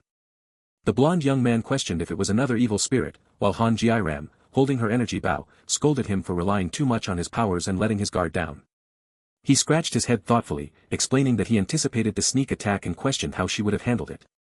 Han Ji-ram gasped in surprise as a large hand suddenly appeared near her. With his eyes covered, the white spiky-haired man revealed that one didn't always need to see to know, explaining that every spiritual power possessed a unique wave. He instructed her to close her eyes and focus on the subtle vibrations of spiritual energy, promising that she would then sense it with her body, even without sight, as Hyeon-woo was shown doing. Water splashed forcefully. Another splash emphasized the powerful impact. Red energy lines pulsed intensely as his eyes glowed blue, signaling an awakening of inner power. Both combatants pulsed with their respective energies, hinting at an impending escalation of their fight. The light blue-haired woman, a malevolent smile on her face, declared it was time for Hyeon-woo's salvation. She lunged with blurring speed, launching a powerful attack at Hyeon-woo. The light blue-haired woman looked back in utter shock, questioning how Hyeon-woo had possibly dodged her attack. Enraged, Hyeon-woo rejected her notion of salvation with a furious punch. Hyeon-woo delivered a devastating punch, telling her to shove her salvation down her own throat. The light blue-haired woman's face contorted in shock and pain from the powerful impact. Crackling with energy, the light blue-haired woman fell through the rainy air, defeated. Hyeon-woo delivered a powerful uppercut, leaving a trail of blue energy in its wake. Spectators gasped in shock, calling for ambulances as the light blue-haired woman lay on the ground. A concerned bystander knelt beside the dazed light blue-haired woman, offering to call for an ambulance. An unknown man, radiating blue energy, suddenly told the surprised bystander to get out of his way. The light blue-haired woman, now reanimated, savagely attacked the bystander with blue energy, causing him to scream in terror. A terrified bystander screamed a warning that the man was possessed by an evil spirit as a single boot was highlighted in the puddle. Hyeon-woo stood composed in the rain, acknowledging her surprise at his sudden increase in speed. Hyeon-woo's eyes glowed red, his face distorted by dark tendrils, as he declared an end to playtime and any talk of salvation or mercy. Engulfed in menacing dark red tendrils, the light blue-haired woman prepared for a dangerous power-up. Her eyes burning with rage, the light blue-haired woman vowed to tear Hyeon-woo apart with her full power. Hyeon-woo's eyes glowed intensely red, reflecting his fierce and unyielding resolve. The very fabric of reality seemed to splinter, hinting at the ominous power stirring beneath the surface.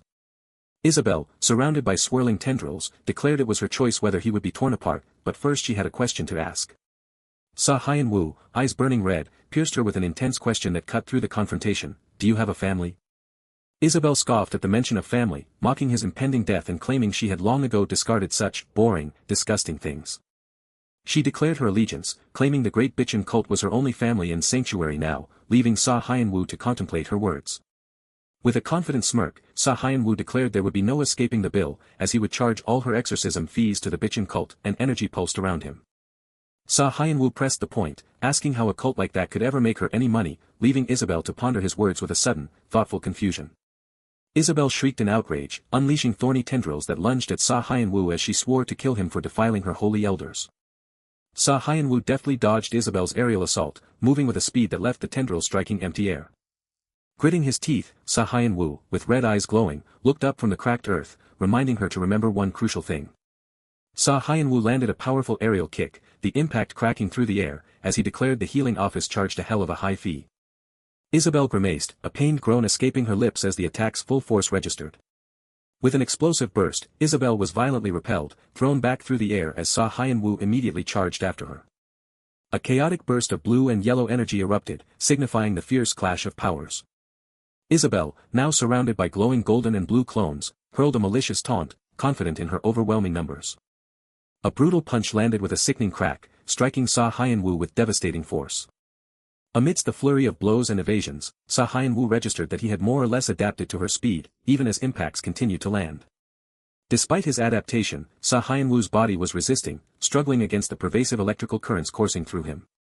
His hand clenched, radiating red energy, as Hyeon-woo internally commanded himself to calm down and focus. Kneeling amidst the overwhelming ring of glowing clones, Hyeon-woo knew he just needed to find that one opening. Isabel's malicious grin widened as she taunted him, demanding if he still had any fight left after all his earlier trash talk.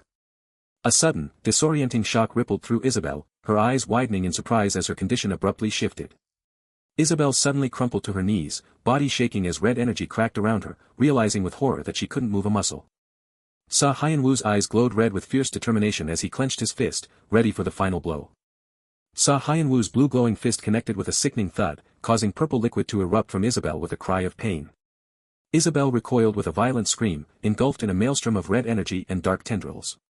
Defeated, Isabel knelt with her head bowed, shrouded in the swirling mist and smoke of the aftermath.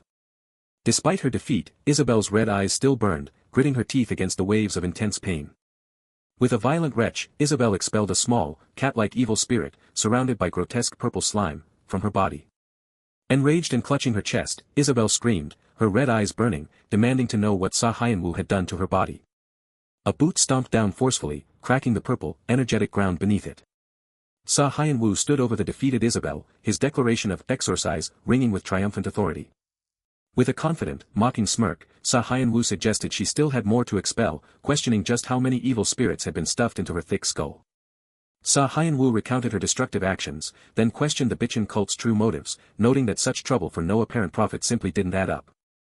His red eyes glowing slightly, Hyeon-woo's tone became demanding as he pressed her for the Bitchin cult's true objective. Despite her defeat, Isabel defiantly sneered that he, a mere bug with a Ch1 complex, could never understand their glorious mission, to build a sanctuary solely for the chosen. With a slight smirk, Hyeon-woo calmly asserted that he understood her intentions perfectly.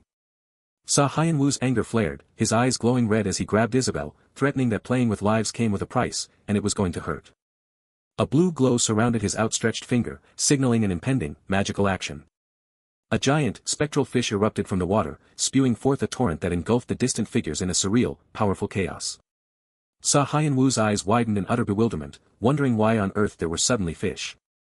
A polished shoe stepped onto the ground, signaling Hugo's calm arrival as he announced he had finally found them. Hugo calmly regarded the injured Isabel, who was now being unceremoniously expelled from the fish's maw, remarking on her disheveled state. Isabel, injured and gritting her teeth, looked up in surprised agony, demanding to know how Hugo had possibly arrived. Hugo calmly gestured for retreat, stating that the situation had changed, while Isabel, now trapped within a water bubble in the fish's mouth, screamed in utter disbelief. Isabel furiously screamed her protests from within the shimmering water bubble, insisting she could still fight, but Hugo calmly assured her she would be coming quietly. Hugo asserted his authority, revealing the cult symbol on his finger as he stated these were direct orders from the elders themselves. Hugo reprimanded Isabel for her spectacular failure, warning her not to further disgrace herself or provoke the elders' ire, causing her to grit her teeth in furious humiliation. Hugo then turned his calm, observant gaze toward Hyeon-woo, acknowledging his presence. Hugo complimented Hyeon-woo, admitting he was far more impressive than expected and that he hadn't believed anyone could push Senior Isabel so far. Hugo described Hyeon-woo as the sole variable who smashed the gate of purgatory, while Hyeon-woo, annoyed, questioned his sudden appearance and cryptic talk of fate and destiny. Hyeon-woo challenged him, asking if he feared his shady plans would be ruined, to which Hugo dismissively replied he had quite an imagination. Hugo, looking condescendingly over his shades, confidently declared that Hyeon-woo, though a nuisance, was merely a pebble unable to stop the bitchin' cult's massive gears from turning. Pointing a finger skyward, Hugo issued a final, authoritative warning: stay away from the gates of purgatory, for that was the last mercy the bitchin' cult would show. Hyeon-woo's red eyes burned with defiance as he challenged Hugo, asking what would happen if he chose not to comply. Hugo's voice dropped to a menacing tone, issuing a chilling threat: they would kill not just him, but everyone Hyeon-woo cared about. Hyeon-woo's jaw clenched, his face etched with disgust at the outrageous threat. Enraged, Hyeon-woo surged forward, enveloped in blue energy, furiously declaring that they would be the only ones dying today. As Hyeon-woo lunged with a furious punch, Hugo calmly presented a small, pink, and oddly docile monster on his finger. Hugo's calm, reflective gaze held a chilling ominousness as he uttered a single, dire word: unfortunately. With a sudden puff, the cute monster rapidly transformed into a spiky, red-eyed creature, leaving Hyeon-woo wide-eyed in shock. Hugo declared his attack would not be happening, as Hyeon-woo was suddenly overwhelmed by a chaotic swarm of transforming pink monsters. With a malicious smirk, Hugo lowered his sunglasses and whispered a chilling threat, mentioning Hyeon-woo's cute, sick sister, urging him to make the wise choice for her sake. Hyeon-woo's eyes widened in profound horror and shock at the mention of his sister. Enraged by the personal threat, Hyeon-woo fought desperately against the clinging monsters, screaming at Hugo to stop running and return. As the giant fish glided away, carrying Hugo and the trapped Isabel, Hyeon-woo was left struggling behind, screaming at them to get back down. Han Ji-ram waved goodbye to her colleagues, exchanging friendly pleasantries as she prepared to leave work on her motorcycle. Her motorcycle roared to life, speeding away into the evening. The motorcycle's brakes shrieked, kicking up a sudden cloud of dust. Han Ji-ram's eyes went wide with shock and confusion at the sight before her. Han Ji-ram surveyed the surreal scene with disbelief, a street mysteriously littered with unconscious people and falling confetti-like particles. Hugo, looking worried and sweating, called out Ji-ram's name with intense concern. A blond young man lay unconscious amidst the colorful, confetti-like particles, a peaceful yet alarming sight. Han Ji-ram looked down with concern, greeting the blond young man who had finally awakened, asking how his body was feeling. The bandaged blond young man, his purple eyes confused and disoriented, looked up at Han Ji-ram, questioning where he was. Han Ji-ram revealed his tense captivity, informing the tied-up young man that he was in the Blood Dragon office. Han Ji-ram's face was serious as she declared she would cut straight to the chase. Leaning forward with an authoritative expression, Han Ji-ram issued her direct warning: don't interfere with the bitchin' sect anymore. The blue-haired woman calmly warned Hyeon-woo against interfering with the bitchin' cult, while he, bound and bruised, desperately insisted they untie him. She challenged his impulsiveness, knowing he would only rush headlong into danger, questioning what he could possibly accomplish in his injured state. Hyeon-woo's breath caught, shocked by her cutting question about squandering the life their boss had just saved for him. Then, a new presence entered, his footsteps soft but deliberate, reassuring Hyeon-woo that Ji-hyun was safe. With a heavy presence, the man asserted they needed to untangle the knot between them first, prompting a surprised recognition from Hyeon-woo, boss. The boss's voice cut through the air, sharply questioning why Hyeon-woo, who claimed to work for his family, was so carelessly throwing his life away for mere Vatican money. His boss's rage intensified, gripping Hyeon-woo's collar as he demanded a furious answer: was he protecting his family, or merely blinded by money, heedless of those who would be left behind? Hyeon-woo roared back, a raw surge of frustration escaping him: I don't have the time to think about that kind of stuff. His voice strained with desperate conviction, Hyeon-woo explained that without money, he would be utterly powerless when the people he cared about inevitably disappeared from his side. He continued, declaring that his own pain was irrelevant, and the chilling finality of his words struck both the blue-haired woman and his boss with profound concern. His gaze fell, burdened by a lifelong truth: from his childhood to the present, a lack of money and power meant everything would be taken, a harsh reality that had never once changed. He remembered a time from his difficult past, when a younger Hyeon-woo had held a baby protectively in the cold, dark streets. He had looked down at the sleeping child with a tender, yet profound sadness. The young Hyeon-woo held the baby close, his gaze distant, etched with a pained resolve that belied his youth. The narration underscored that when their parents abandoned them, leaving them exposed on the streets, death could have claimed them at any moment, and no one would have found it strange. Even now, the narration somberly reflected, their struggle was honestly not so different, a stark contrast to Ji-hyun's peaceful sleep. A flashback showed his younger self, holding the baby, apologizing to a stern younger version of his boss for the unpaid healing office rent, explaining it was due to Ji-hyun's mounting hospital bills and all their other living expenses. Back in the present, Hyeon-woo's thoughtful reflection was punctuated by the memory of being harshly scolded for being months behind on payments, a reminder that they were still living every day, perpetually chased by money. Hyeon-woo, with newfound determination, confessed the underlying truth. He was always nervous, a revelation that brought a look of surprise to his boss's scarred face. He stood resolute, a profound fear driving his every action. If he faltered even once, if the money stopped flowing, he would surely lose the family he had finally managed to build. Hyeon-woo's face contorted with raw emotion as he screamed his desperate vow. He wanted to protect everyone, and he would burn his very body to earn the money necessary to do so. As Hyeon-woo's raw confession hung in the air, his boss knelt, silently absorbing the weight of his emotional outburst, while the blue-haired woman watched intently from the couch. His boss's expression was grim, his mind working through the profound implications of Hyeon-woo's passionate, desperate plea. With a soft, understanding gesture, his boss placed a hand on Hyeon-woo's shoulder, confessing that he too didn't want to lose the family he had barely managed to acquire, leaving Hyeon-woo surprised by his words. The blue-haired woman abruptly landed on Hyeon-woo's back with a forceful, "Gah," making him yelp in surprise and pain. With a determined glare, she declared her unexpected intention, she was going with him on the Vatican job. She explained, looking toward the boss, that leaving such a perilous task entirely to Hyeon-woo simply made her too uneasy. Hyeon-woo yelled back in disbelief, reminding her of the extreme danger she had just lectured him about herself. She angrily retorted, physically reprimanding him by painfully tugging his hair with her scissors, silencing his protests with a pained, "Jaya. Sorry." She held his gaze, her voice firm. He shouldn't try to stop her, for their lives were also on the line. Standing confidently, she laid out her reasoning. The bitchin' cult wouldn't simply let them live, and if they sat idly by, the creepy bastards would surely come for them again, just as they had today. With a swift, decisive cut of her scissors, she declared they must strike first and wipe them out. His boss's resolute gaze met Hyeon-woo's. Fighting alone, he stated, was a pointless death, but with two, it became a fight. Then, with a smooth gesture, he extended his hand, adding that with three, it became payback. He presented Hyeon-woo with a stark choice, die alone for nothing, or join them to strike back at those bastards together. Hyeon-woo listened intently as his boss reiterated that while the choice was his, even if he insisted on going alone, he would still fight. With resolute conviction, his boss proclaimed that he wasn't the type to live with a debt hanging over him, same as someone else I know, his eyes holding Hyeon-woo's. Hyeon-woo looked up, a surge of emotion in his eyes, uttering a single, acknowledging word, "Boss." A subtle, knowing smile spread across Hyeon-woo's face, a silent acceptance of the offer. With a decisive grip, his boss's hand met Hyeon-woo's, sealing their alliance with a single condition, "Just don't get in my way." His boss's face broke into a determined smile, declaring that he felt the exact same way. Meanwhile, small, impatient hands reached for a door handle, eager to open it. The rapid pitter-patter of tiny feet signaled a sudden approach as a young child quickly ran towards a surprised Hyeon-woo. With a joyous cry of "Appa," Ji-hyun launched herself at Hyeon-woo, her enthusiastic embrace sending him tumbling backward in surprise. Hyeon-woo, still reeling on the floor, could only manage a stunned Ji-hyun, as he questioned how she had possibly arrived. More importantly, she demanded, stretching his cheeks in her concern, was he okay? And no weird guys had attacked him like last time, had they? Ji-hyun then scolded him, asking if it was truly the time to worry about her, revealing she had heard everything, while Hyeon-woo stammered in surprise at her awareness.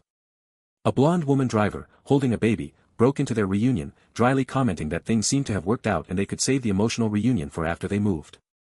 Hyeon-woo, still confused, sputtered, demanding to know what she was talking about, and where they were suddenly moving. The blonde woman driver then dropped the bombshell, from now on, they would all be staying at the Seoul branch of the Vatican. The narration underscored the gravity of the situation, the bitchin' cult had now begun actively targeting them. Their current location, the healing office, was no longer safe. She explained that this move was a protective measure from the source of the danger, assuring them that under the Vatican's care, nothing like today would happen again. Hyeon-woo's primary concern immediately shifted to Ji-hyun, asking about her ongoing hospital treatment. The blonde woman driver reassured him, stating that the Vatican boasted one of the best medical systems in the world, and Ji-hyun's treatment would be fully handled at the Seoul branch's facilities. The blonde woman driver then formally addressed Hyeon-woo and all the members of the healing office. Their sole focus, she instructed, was to fight the bitchin' cult and destroy the gates of purgatory. Despite Hyeon-woo's visible exhaustion, the group stood together in their new, bright surroundings, ready for the daunting mission ahead.